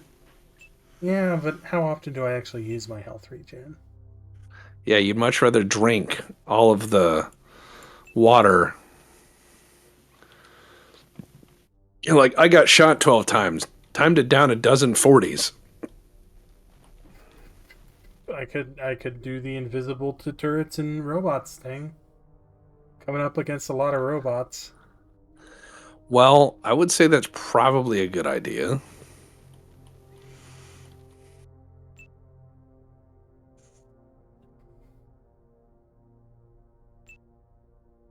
I'm not really using the... And we'll upgrade that. Your subdermal is maxed out? It's not! It's not, though. It says I'm level 3. Now, my real problem is I'm just terrible about using active, like, powers. I always forget I have them. And then after I've, like, punched the big bad to death, and it's like, why didn't you use the Skullfucker ability? Oh, yeah. Oh, I mean, it's more your style, right? You have a style to you. Do I? Yes. Okay. Yes, you have a distinct style to how you do things. You've followed my advice, which was largely just, you know, walk around like a murder hobo. Yeah, you told me to play this like a menace to society, and I have. It seems to have worked, though, right? Remember the briefing. I remember the briefing indeed. Now, fuck you guys.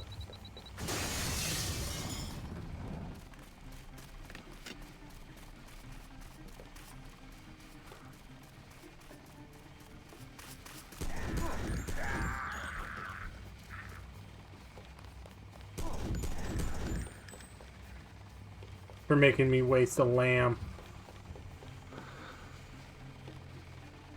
Nano key, credit chip, credit chip. Sody pop. Sody pop, sody pop, sody pop. When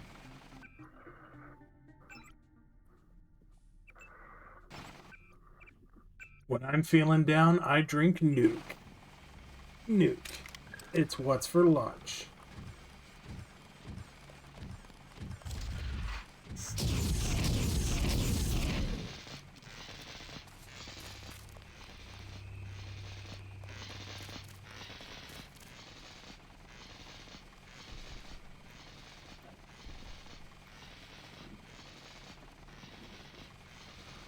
Alright. And I don't need the Glock knife. The Glock knife, the Glyph. The Glyph. Who did that?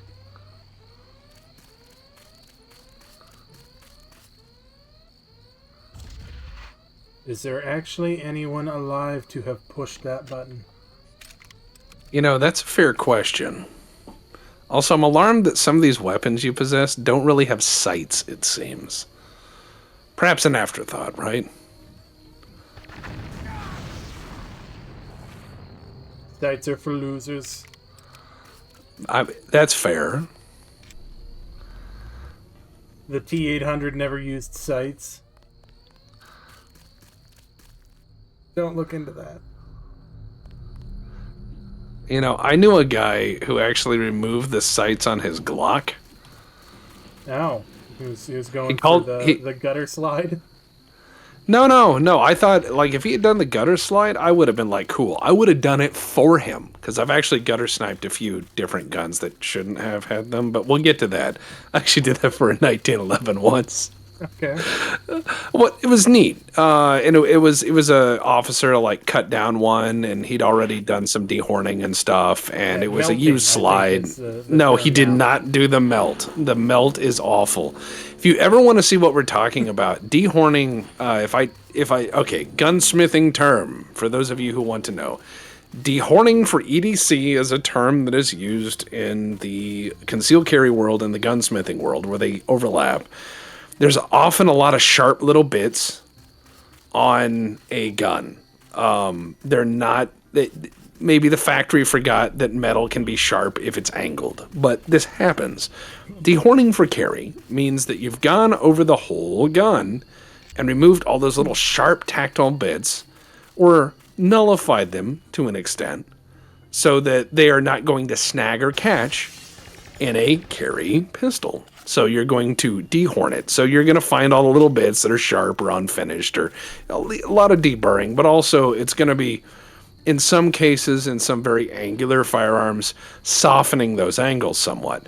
Now, there are some assholes out there, and I'm using the term asshole because it feels right, who do a fuller job than I would, and they call it the melt. So there are 1911s out there that have the melt look to them, and they look like a bar of soap that you have left in the shower for far too long. They just look completely warped. Now, these guns look also... use shoe polish and a bar of soap to escape jail. It's like that. Yeah, it looks like someone carved a gun out of a very used bar of soap. Now, that's an aesthetic. I don't really think it's going to give you any benefit. Also, I know that if you're in a shootout and perhaps bleeding or sweating or anything else, and you have a gun that is very smooth, probably not a good idea. But that's just my thoughts. Now, like, I was dehorning a gun, and the guy had already done a pretty good job, but he was like, oh, you know, I don't want any sights that can snag on anything. And I was like, I got you, fam. So I did a gutter snipe right down the middle, which is one long groove. But this guy I knew did a delete on the Glock, and he's like, I don't need anything to catch on anything. And I was like, all right, you know, you go you. he says, I've been training in point shooting. I said, really? Interesting. Okay. Like, I want to see this. So we went to the gun range. The first 4 rounds ricocheted off the ceiling.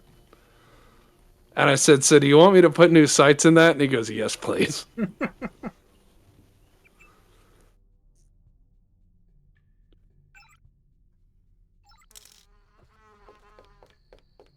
Yeah, if you look up a melted... Yeah, okay, so UNC Samurai says, Jeeves, it looks like an AI tried to render a 1911 based on a description of an all-mall ninja forum. Yeah, people are saying it. Yeah, the melt is a distinctive look. I wouldn't. Like, dehorning means that it shouldn't bite you when you pull it. And it's one of those things where if you go to, like, a clinic for shooting a handgun, you're going to be shooting that handgun all day. You're going to be shooting hundreds and hundreds, if not thousands of rounds. So you will know by the end of one of those what needs to be smoothed out a little bit on a pistol, because you will have cuts and nicks and scrapes all over your hands. But usually most manufacturers are pretty good about making sure that the gun doesn't bite you. We've been making guns for a while.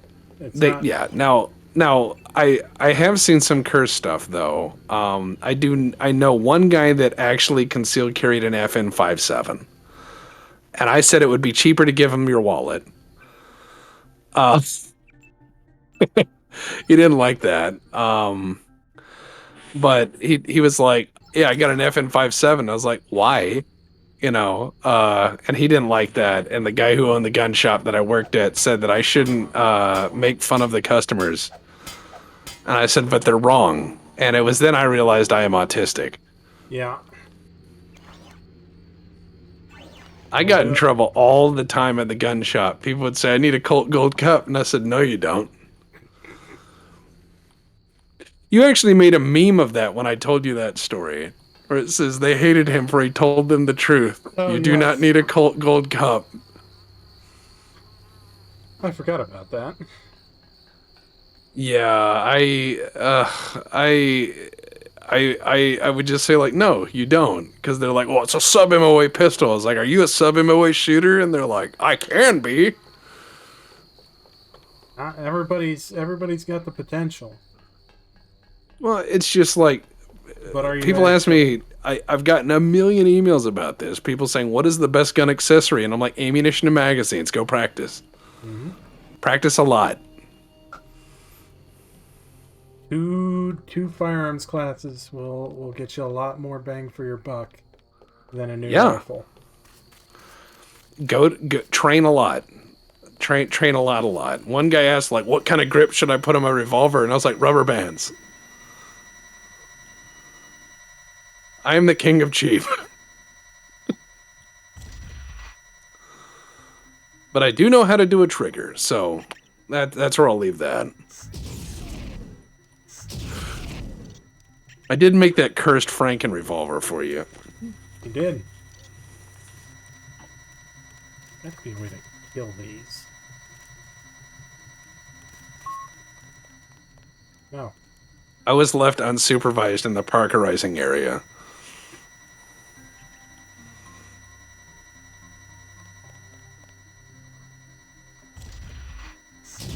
Is that why it's double parked? Well, let's just say this. The universe will suffer heat death before that finish will come off. Fair enough. I prefer the concrete parkerizing.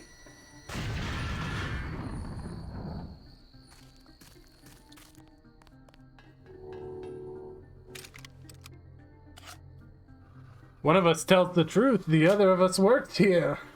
Now it moved before I could read it. We are both the same person. Be like the guy from the shooting thing in the Olympics? Yeah, the Turkish shooter. That's what I loved about that dude. That guy just shows up and is like, yeah, I'm going to use this. And then everyone else is sitting there using all the gimmicky stuff. I need these special glasses. I need all this crap. No, you don't. You don't need any of that. Just practice. Well, Just practice. He's an intel officer, like an Air Force intel officer. Just practice. That's all you have to do is practice. You can do anything if you practice. It's not impossible. I've seen it happen. I've seen bad shots do real good with practice. Okay, not real good. Really okay. You know?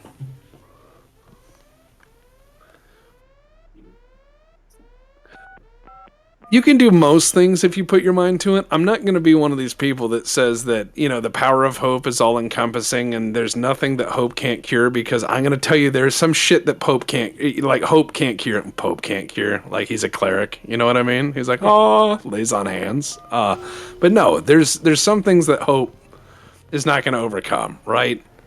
Now, I'm going to say this. Like, if you are like 5'5", you're probably not going to play basketball professionally, right?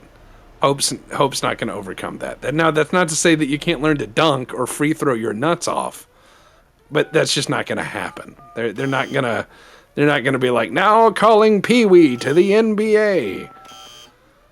But if you have reasonable expectations of your life, like, I wish to be able to be competent at something, yeah, absolutely, practice.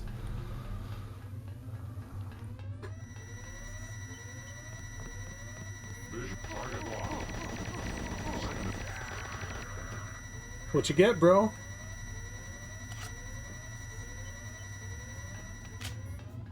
Why us professionals don't rely on Sonics. Whatever that means.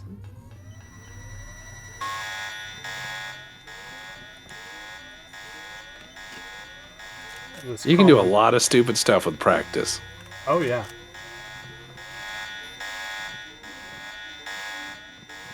He gave gold to the other team that was really excited to be there.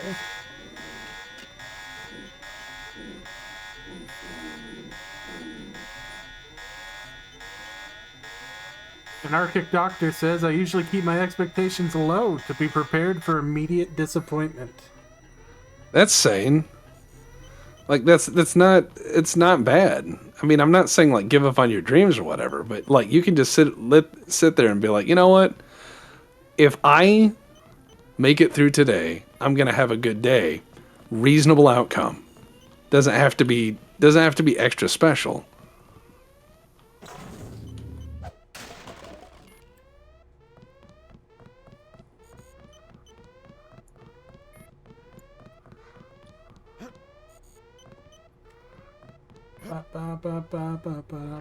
Oh, fuck. Fucking spider bots.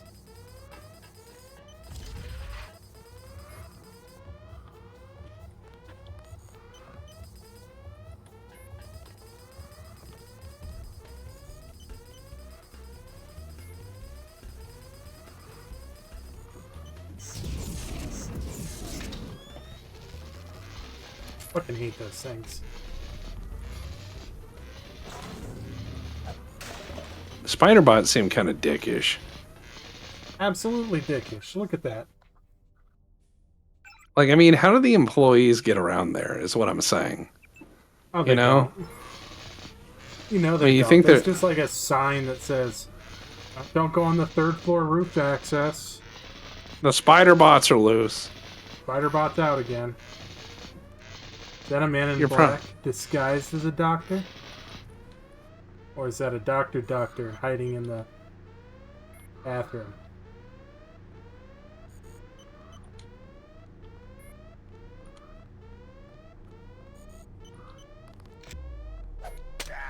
No, I wanted to talk to you. Oh.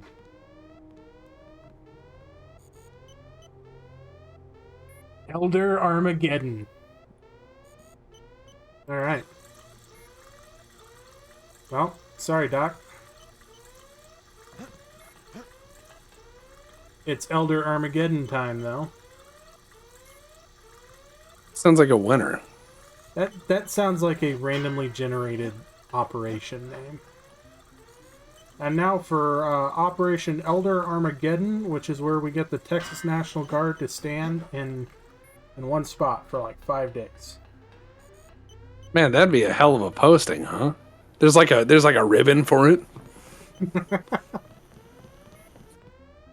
There's like a medal and it shows a guy with his knees blown out.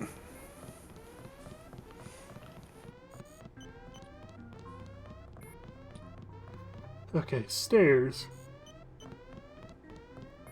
Stairs are interesting. They go somewhere. Oh, yep. Switch is straight ahead. First, Alright, come here. launch, then use the terminal on the left to reprogram the missile to hit Area 51. Where'd you go?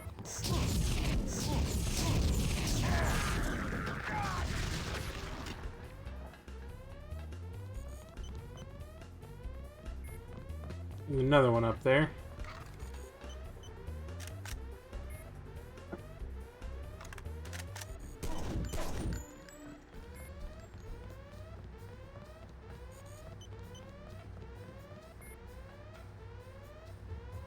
Trying to use room geometry against me.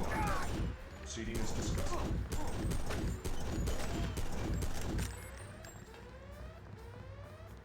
We're getting nowhere with that. I mean, you're trying.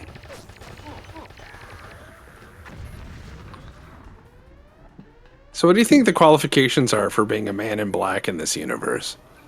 Really nice suit. I think they have to provide their own suits. So they have to provide... So is there a suit standard SOP, you think? Yeah, I think there's like a list of approved suit manufacturers. Like, you know, nobody showed up wearing a Christine Dior suit. They've got to be in the American cut, not the British. And they have to look good with a wide black silk tie. Probably 2 I remember- button, not 3. I remember when you told me that you had a sewing machine that would sew canvas. Yeah. So I had come up with the idea, and I know this is dumb, but I think that this could be a business idea. Now, mind you, I'm not good at running businesses. I've managed to make a film company work, which apparently is a 98% failure rate.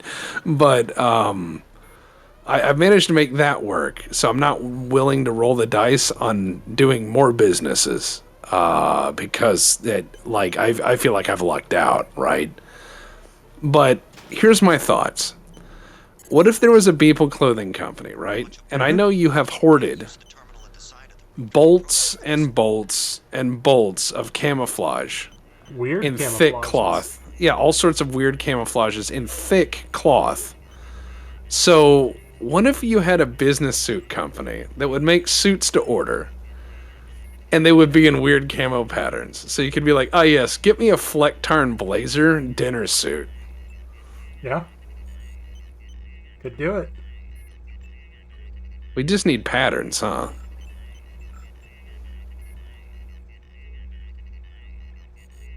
Yeah, I would need something to work off of because I'm not a tailor by trade. When the room in your eye looks like a big piece of pie, that's a kill box. Ugh. Double-breasted guile business attire? Or do you mean ghillie? Gilly. Do I need to get you patterns? I've got some patterns. Mostly I need I'm to just saying. set the damn thing up. I would like to have a Ooh. Fleck-Tarn business suit. Is that the fucking techie jackass that I've been ignoring? I don't know. You've ignored quite a few people, so He was the guy who was in the back rooms. I don't know if that's him. No, it's Max Zoom. No.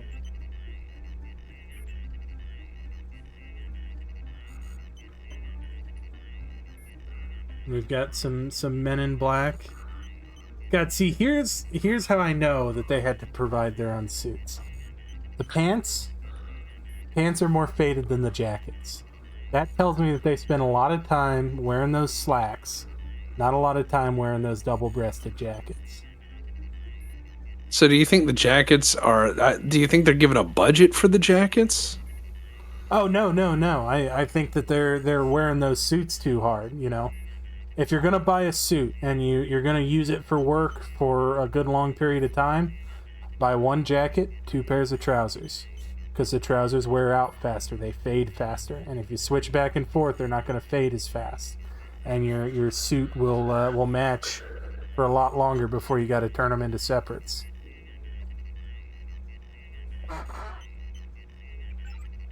I feel like we're just going to pass on a lot of dad knowledge to a new generation of people. We're going to be like, if you buy a suit. I was gonna launch the missile. I forgot about that. Oh yeah, the missile. Yeah, initiate a new launch. Yeah, okay. Cool. You know, I'm only doing it because somebody in the upper left of the screen told me to do it. It's gonna be a sunny day at Area 51. Just like your lab work, Savage. Premature. I mean, that's reasonable. I mean, if the internet told you to do it, the internet wouldn't lie. You should have learned to expect surprises. JC, go to the silo. Make sure no one interferes with this launch. Okay. Go to the silo. God, you people are so needy.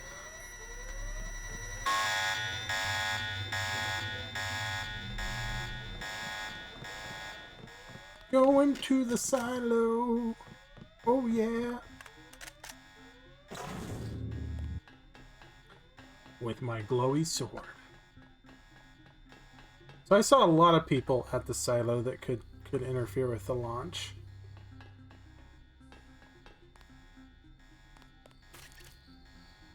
Do you suppose that they want me to kill them?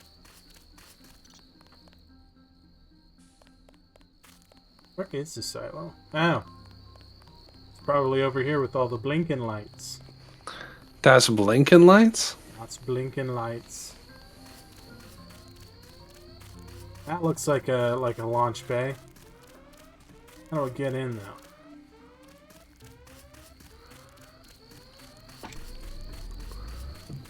Well, I don't see anybody messing with it. We're probably fine. Probably fine. Probably very fine.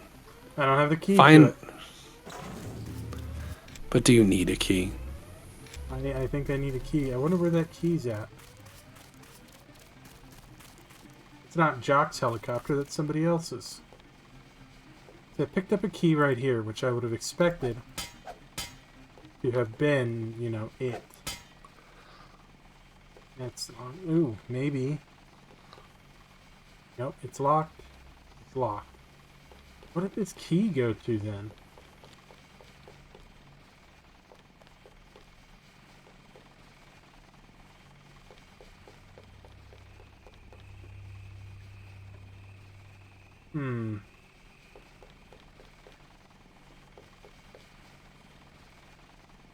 There's some more buildings over there. Do you think that's where I should Well, let's be? go explore, shall we?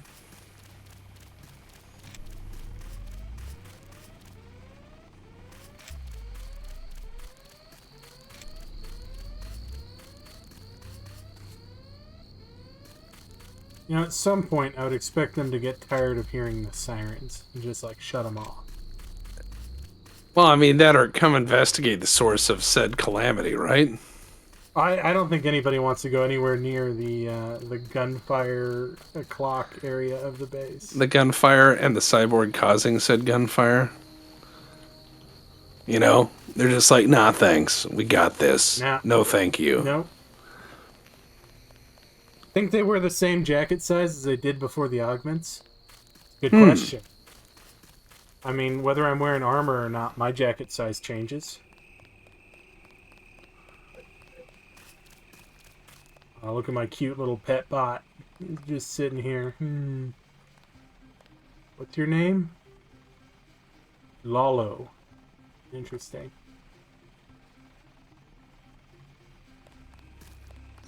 Actually, a nicely detailed little model for the era. For the era, yeah. I mean, this is one of those games where you look back at the small touches and everything. Keep in mind, this is the enhanced version of the game. Yeah. But even then, it's nice. It is. Alright, I've done a complete circle, and there's no way over there. I assume I do have to find a way into here. Which means trying to find more keys.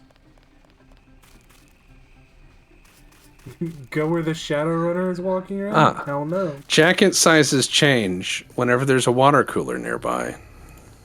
Oh, definitely. I think that Denton probably swells as it, like, stores water under his skin. Ew.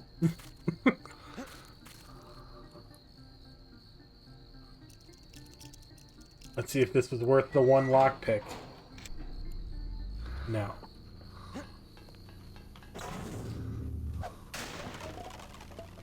Yeah, a bioelectric cell. Woohoo. Yeah, there's like a camel augment. SRW Addict says, so are you suggesting like he's got a hunchback or a hump? I think it distributes it evenly. Like, he's got a water bladder that's just underneath his skin. So, like, if he's drunk a lot of water and he goes to shake your hand, it feels like he's got, like, water in a surgical glove on top of his hand. Ew. That is just gross. I mean, I can see it in my head, but I don't like it.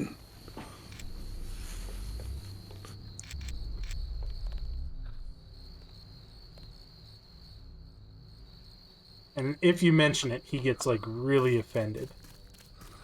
He's like, I don't tell you that your face is asymmetrical. When I touched you, I found out that there's a 93% genetic chance that you're a fucking loser. Wow.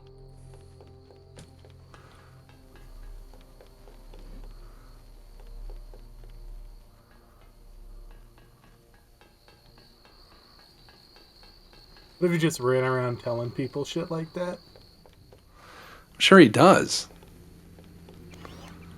Like, I mean, he shakes her hand, he's like, you've got stage 2 breast cancer. I'm sorry. He uses his x-ray vision on you and he goes, you're sterile. You and were they're like, before, what? You are now. I'm That's sorry, what I mean. It's unshielded. It's unshielded. My bad. He's not a good robot. Water cooler cybernetics, not pretty, but cheap. I mean, yeah, we recharge energy by stomping rats and by drinking cooler water. You also stomped that cat. I stomped some cats too, yeah. It's not just rats. It's not just rats. I'm equal opportunity. I'll stomp whatever you put in front of me. No, really though, how the fuck do I get in here? What a shame. Lock strength infinite, door strength infinite. So I'm not supposed to try to brute force it. Not supposed to.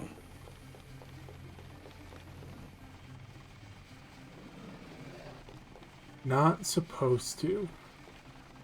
Mama said I ain't supposed to brute force nothing. Nope.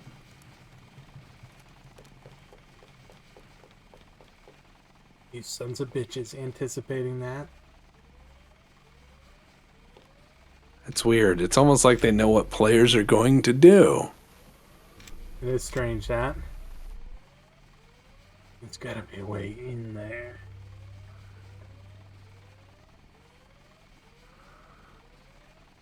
So he feels like a Stretch Armstrong doll. Yeah. Maybe a way through the bunker? Ooh, yeah. Shit. How do I get in the bunker again? I'm sure it's somewhere. Over here. I love the fact that you've like aired out most of their people, right? Yeah, they're just laying in puddles, just gathering flies. And there's probably one guy in like, you know, a safe room, right? Uh-huh. And he's watching you just bumble around his base, you know? And he's just holding his breath, hoping you don't find out where he is.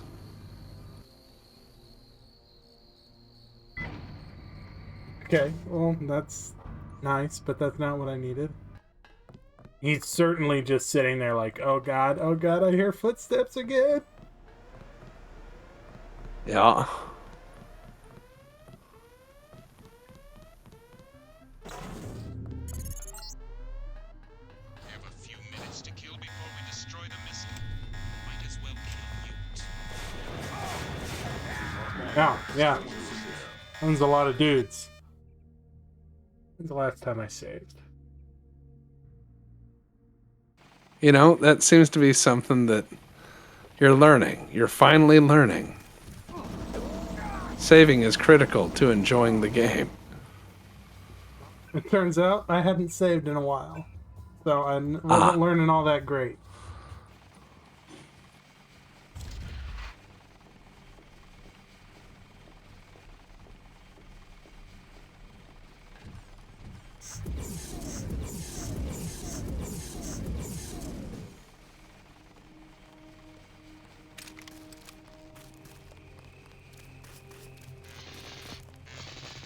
Yeah, zippy zap zap zap. Whatever.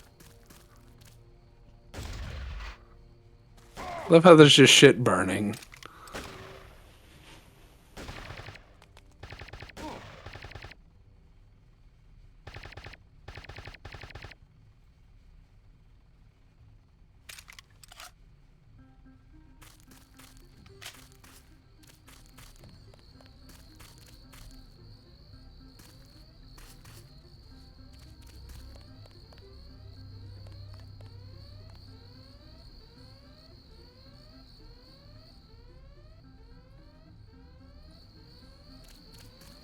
Alright, come and get me, big boy.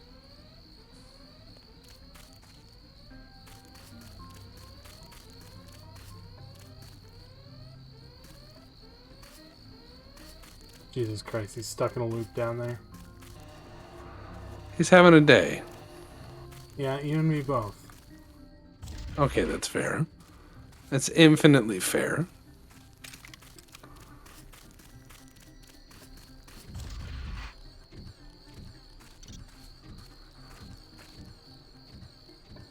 Sometimes oofies, sometimes owies.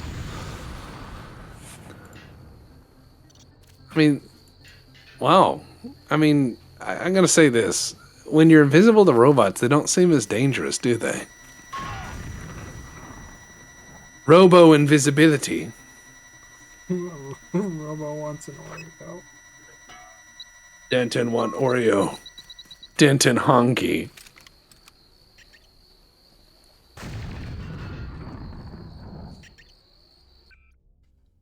Okay, let's see. Blacked it out.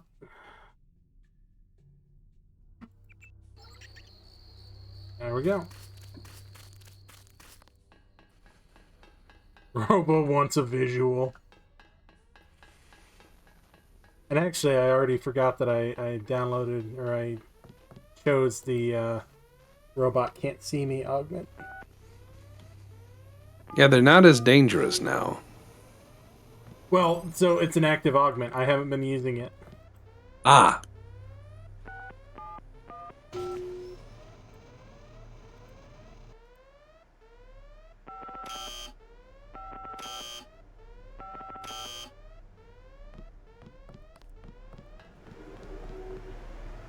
Ah, Mr. Train. Now that Mr. Drain has departed.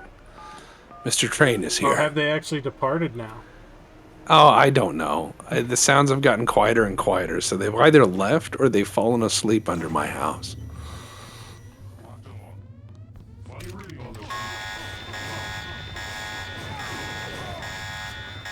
That's fair. No, they're yelling now, so they are still here. Yeah, sometimes floor time is very important to your well-being as a general contractor. Yeah. Just gotta live under the boards.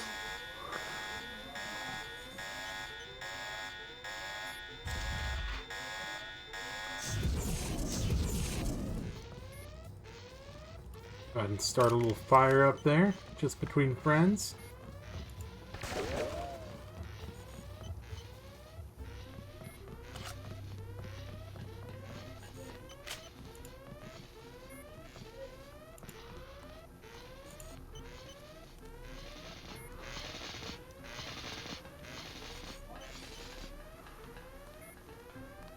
Why are you locked in the bathroom? Closest thing we have to a jail cell. And? I found out about Howard Strong. He's the reason we're about to nuke Vandenberg. Who's strong? You won't believe me. Go ahead. He's an agent for a secret high-level conspiracy called Majestic 12. Interesting. I'm not crazy. The guys in the black uniforms aren't U.S. soldiers. Ever since they got here, Strong's been in charge. I didn't call you crazy.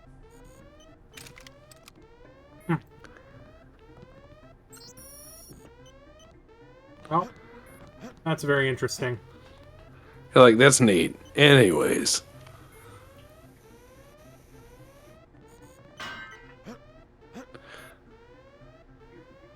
As he watches me, like, Half-Life 2 my way out of the jail cell. Yeah, he's like... life, man. There's not going to be anybody alive to let you out.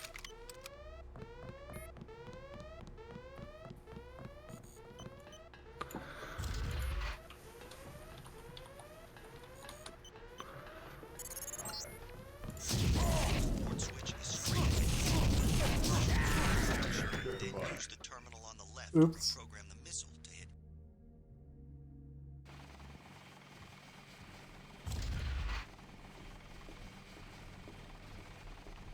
Denton looks like if an agent and Neo were the same guy.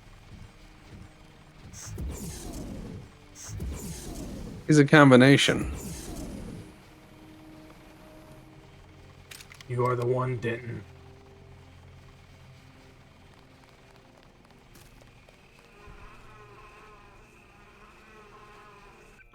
Already got 6 ammo. Drop the knife. Don't need it. You're like, I don't need it. I need nothing. Knives are the enemy's weapon. I'll use them to cut bitches.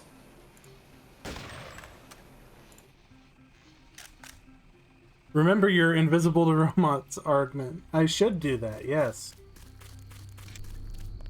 Radar transparency is active. Ooh. Look at the way that I shimmer. Isn't it abnormal? The robot's like, do not care.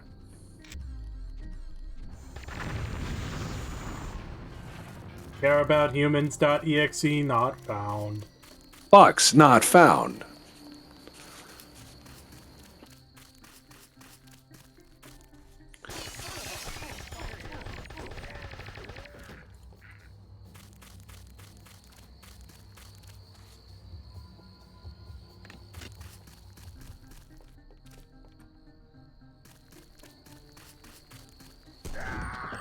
Thank you.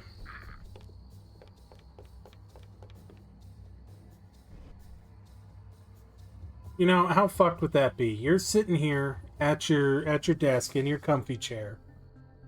Yeah. Your coworker is wandering around the granite slab that's inexplicably in the middle of the room. Hey man, the slab room's really important for morale. You're admiring your box of 50 square 10mm rounds. When suddenly And you're gunned down by a guy who's watching you through the window, and then your coworker lets him into the room to defile your corpse.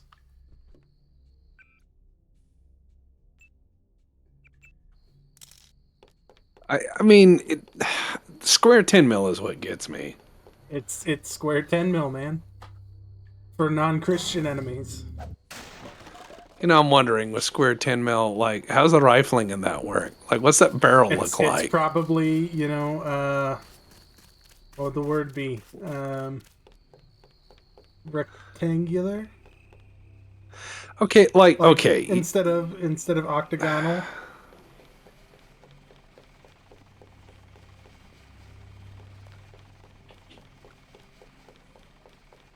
You know what I'm talking about. No, Let me think.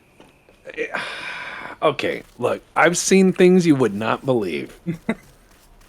I have seen, I shit you not, I had a customer bring in their favorite, and I do mean favorite lever gun, right? Mm-hmm. And he said he had this gun. He says, this was my grandfather's gun. This was my father's gun. Now it's mine. I just need it to tune up. That warmed my heart, right? Yeah, until you looked at it. Well, it seemed all right, a little loose. You know, I figured some of the stuff's worn down, some of the parts are, you know, maybe honed down over years and years and years, worn smooth. The trigger was a little floppy, you know, stuff like that. That you're just hoping it springs and maybe a few replacement parts. And he says, I might need a new barrel. And I said, what makes you say that? He produced a ball bearing, opened the gun, dropped it in it, and it passed through it unimpeded. In fact, it picked up speed. And I just blinked, and I was like, yeah. That looks like a barrel replacement job to me. Yeah. Like, there... He was like, yeah, keyhole's something. And I'm like, do it. Like, you go deer hunting and have it, like... It's got these horrible oblong pieces missing out of it. It was kind of impressive, I'm going to be honest. The rest of it was in really good shape, though. Nice. It's just taking a lever gun apart is a lot easier said than done because it's like origami inside of a finger trap. It's just like, how do they get all this in there? Oh, save, by the way. Yep, I'll save after the next door unlock.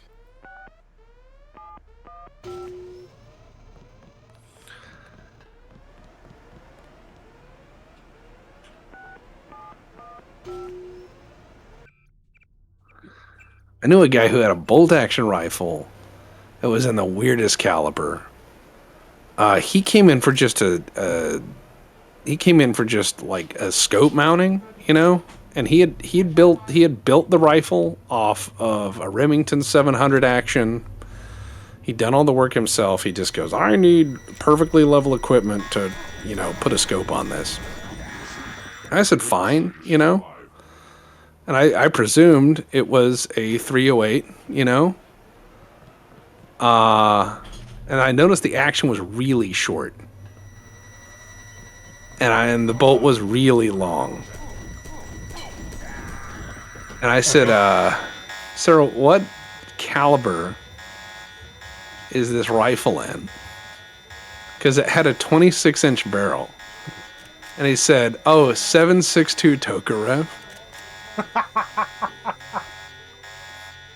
So he had made a Tokarev bolt-action rifle, and this was back when Tokarev was cheap. I mean, cheap as shit.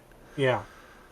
And I was like, my only thought was like, how fast is Tokarev flying out of this 26-inch barrel? 26-inch barrel, yeah. And he goes, oh, it's snappy.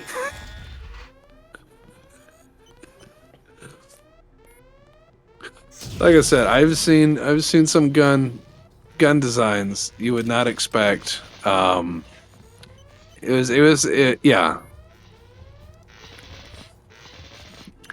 Like one of the dumb guns I have on my list is the Armscore 22 TCM 1911 because that is amazing. That is a necked down 10mm, I believe. Yeah. Actually, I think they make them out of 5.56 brass, which is even crazier. And it's like a Tokarev. It just has oodles of power. And they put them in 1911s. Just God bless Armscore for coming up with that. Oh, I was debating picking up one of the 38 Super 7A scale 1911s so that it looks even smaller in my hand than a normal one. Oh, God.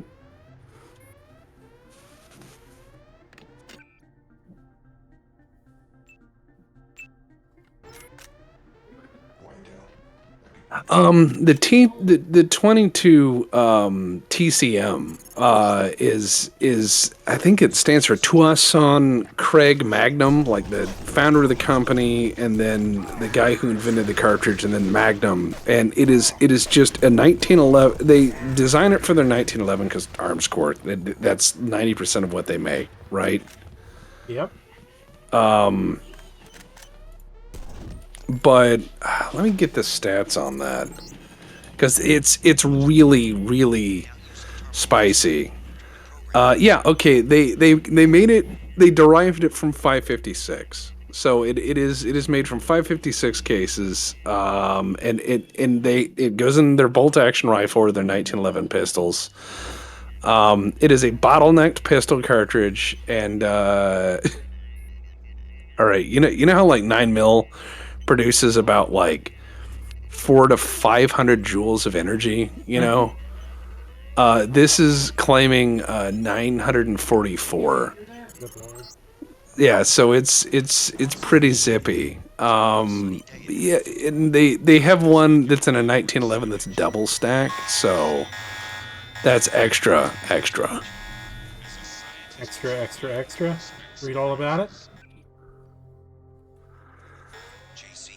I mean, they'd be like, if you ever use that in a defensive shooting, they'd be like, why did you put a thumb-sized hole through the bad guy and through that window and through that car and through the other person on the other side of the street and then that concrete block? An 88 Magnum. It shoots through schools. Oh, God. If you've never seen that movie, what Deb's quoting, Johnny Dangerously. Really bizarre film, but really good, too. What kind of tough asshole is it that you shoot them with a plasma gun? A gun you're throwing. Yeah. You're throwing the sun at them, right? Uh-huh. You're softball pitching the sun at these dudes, and they're like, eh.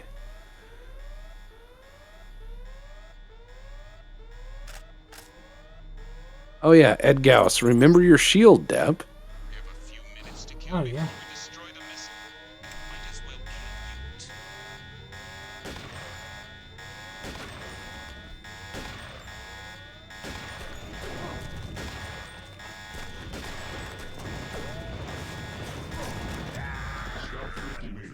Nope, even with 75% reduction in ballistic and explosive damage. Alright, how many of these do I have left? 42 bolts. That's a start. I see why I had run out. I had not reloaded. Let's see. Let's remember which one is the shield. So, oh no, I was increasing my melee. F3. That's also, it's also a solution, but not a great one.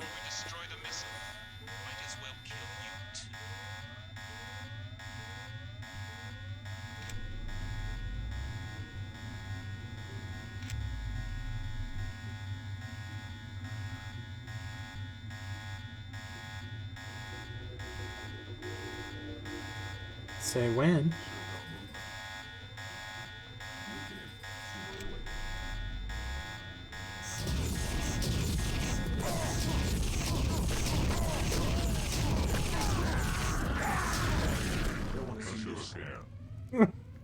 The guy blowing up gived you. Yes. Do you have any explosives? I think I have a single lamb left, and I've got the little PS20 plasma gun. Yeah, don't use that. That's pretty paltry.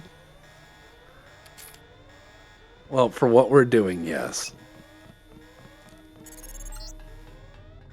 What if you just started shooting at him? Made him run down this hallway. Like, throw that down and then back up and start shooting. There you go.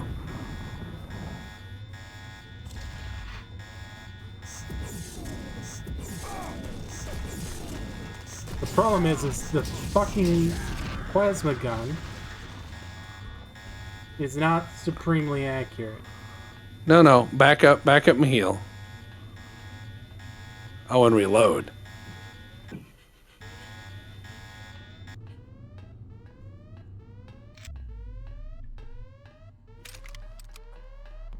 That plasma gun looks like it should have a hand crank. You're not wrong.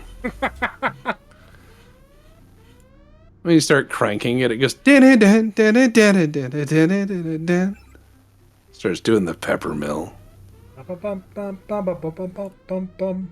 Yep. M38, M44 Mosins are fireball machines. Plus, you don't need full 7.62x54R for a deer.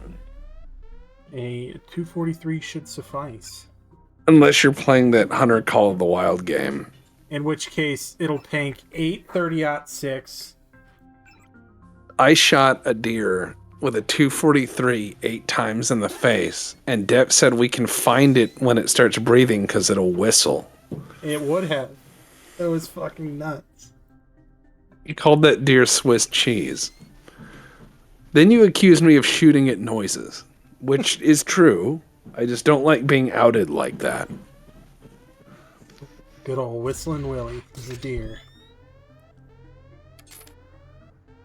Got a pepper mill gun that's goofy. I mean, let me reload everything. They're made of the same technology as JC, Make Them All Die, Drink the Coolers Dry Denton. So, of course, they're tough as nails. Well, but see, I already just absolutely murdered the dude that was supposed to be an equal to me, so... Supposed to be. Yeah, that was the lead, suit guy. Suit dude.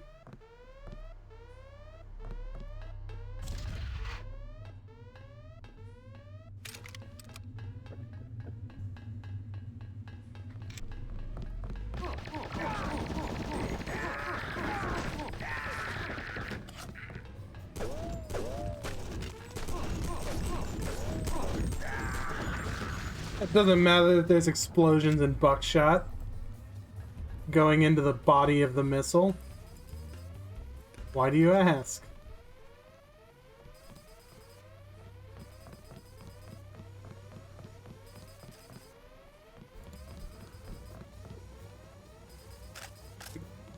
Oh, you think you're clever?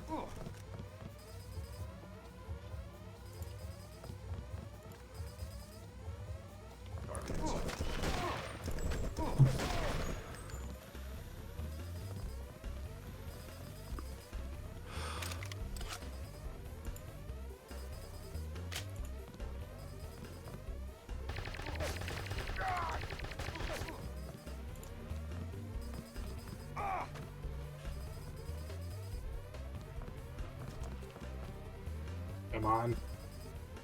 Yeah.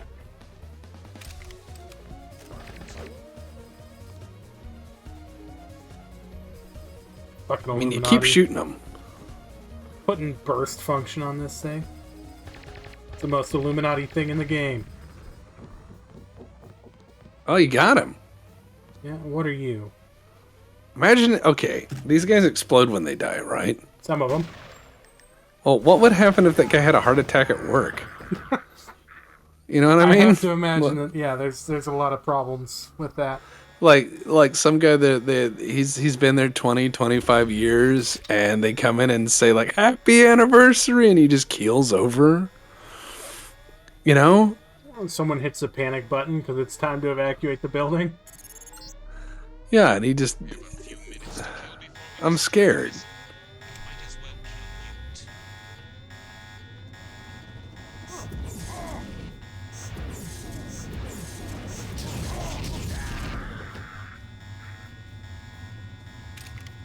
Alright, we're in a heal. Throw a lamb in there.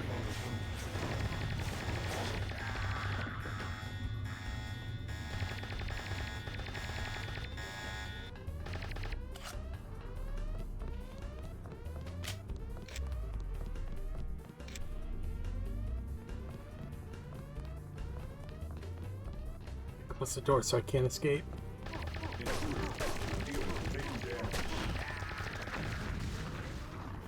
I love how you put a lot of the bullets in his dick, you know?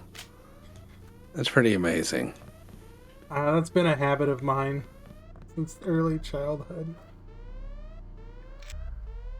I don't really know why. Dick shots unify us all in purpose. Brewster Buffalo says, wouldn't there be a chain of bodies exploding? Like, one guy has a heart attack, explodes, second guy dies from shrapnel, explodes, causes a third guy to crack his head on the wall, third guy, etc., etc. Yes. Yeah. What we're saying is that we don't think that the Illuminati would be a very safe workplace. No. Not at all. I'd say get some heels in.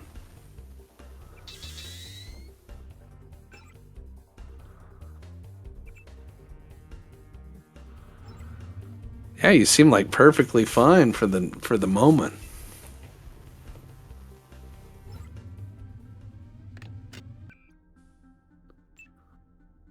All right, reload everything.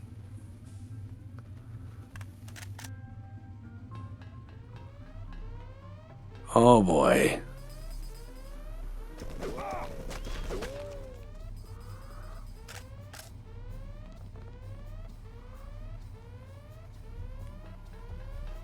It'd be so much easier if I had a lamb or law. You do have a lamb. You can just chuck that up there.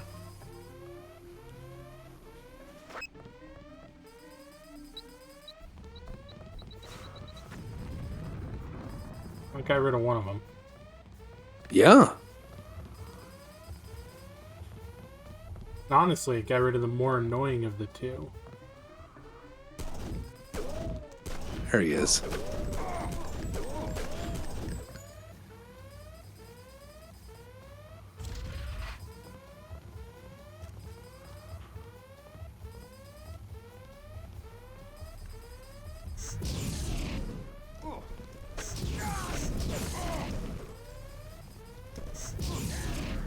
You know, there you go.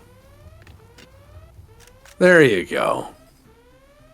Now it's time to reload, heal, and save. You've killed everyone in here. I may be completely out of ammunition, but I did kill them all. You have a sword. I do have a sword. Magic sword. Magic sword. We're on level 5. Let's go up to 6.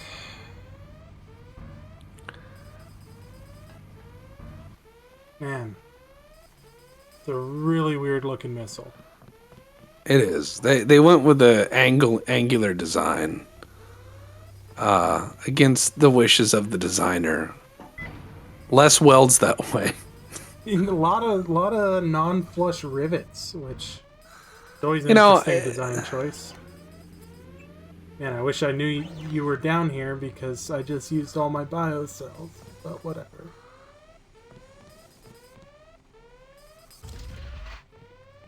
Oh boy.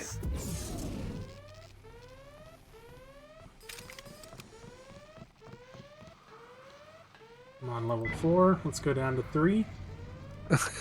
They're asking, is that a steampunk ballistic missile?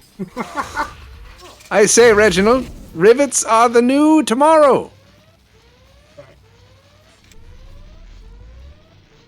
Go back up to 4. Since it just electrocuted my face off. And you set it on fire a little bit. I did. In response. Yep, keep healing, keep healing. 8 points, 8 points, 8 points. Come on.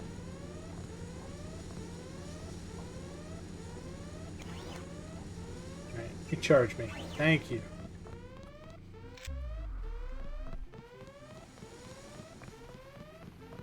Now let's go down to 2.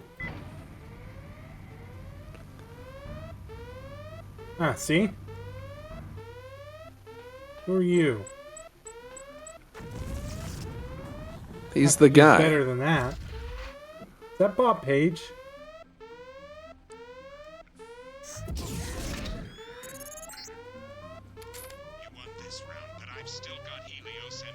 Well. Oh.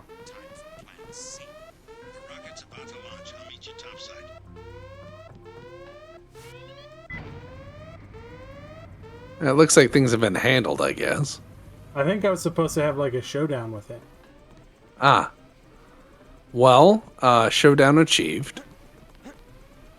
Good job. Ah, yes. Galactic Elephant Live says he has to manually light the rocket. With just like why it was- a little Bic lighter that's on the wall. Yeah. Yeah. We got this. It's my Well- helicopter. Okay.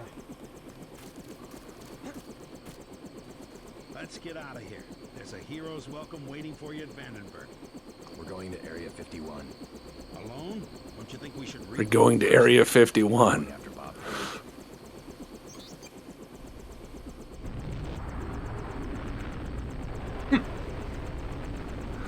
Well, A black powder trail to the rocket. yeah, just sitting there. He's got it all on the line. He strikes a match off his teeth. He's like, I'll see you in hell. So we just nuked it, but we didn't get to watch it happen? Don't worry about it. And this is Fallout falling. It's snow in the Sierra Nevadas. No, got at this time of year, in this part of the country? Almost enough to Localized- make you wish for a nuclear winter. Yeah. I think we are getting pretty close to time. I think we have... Next time around, we'll do cars. We promise. We'll do cars. Somebody remind me to do cars. We will do cars. Cars. Cars. Cars. Cars. Where to save. Oh, God. Saving. Please. Alrighty. You all have a fantastic rest of your Friday. And we've got Farm Sim Fridays coming up, I believe. All right. See you guys later. Yep, see ya.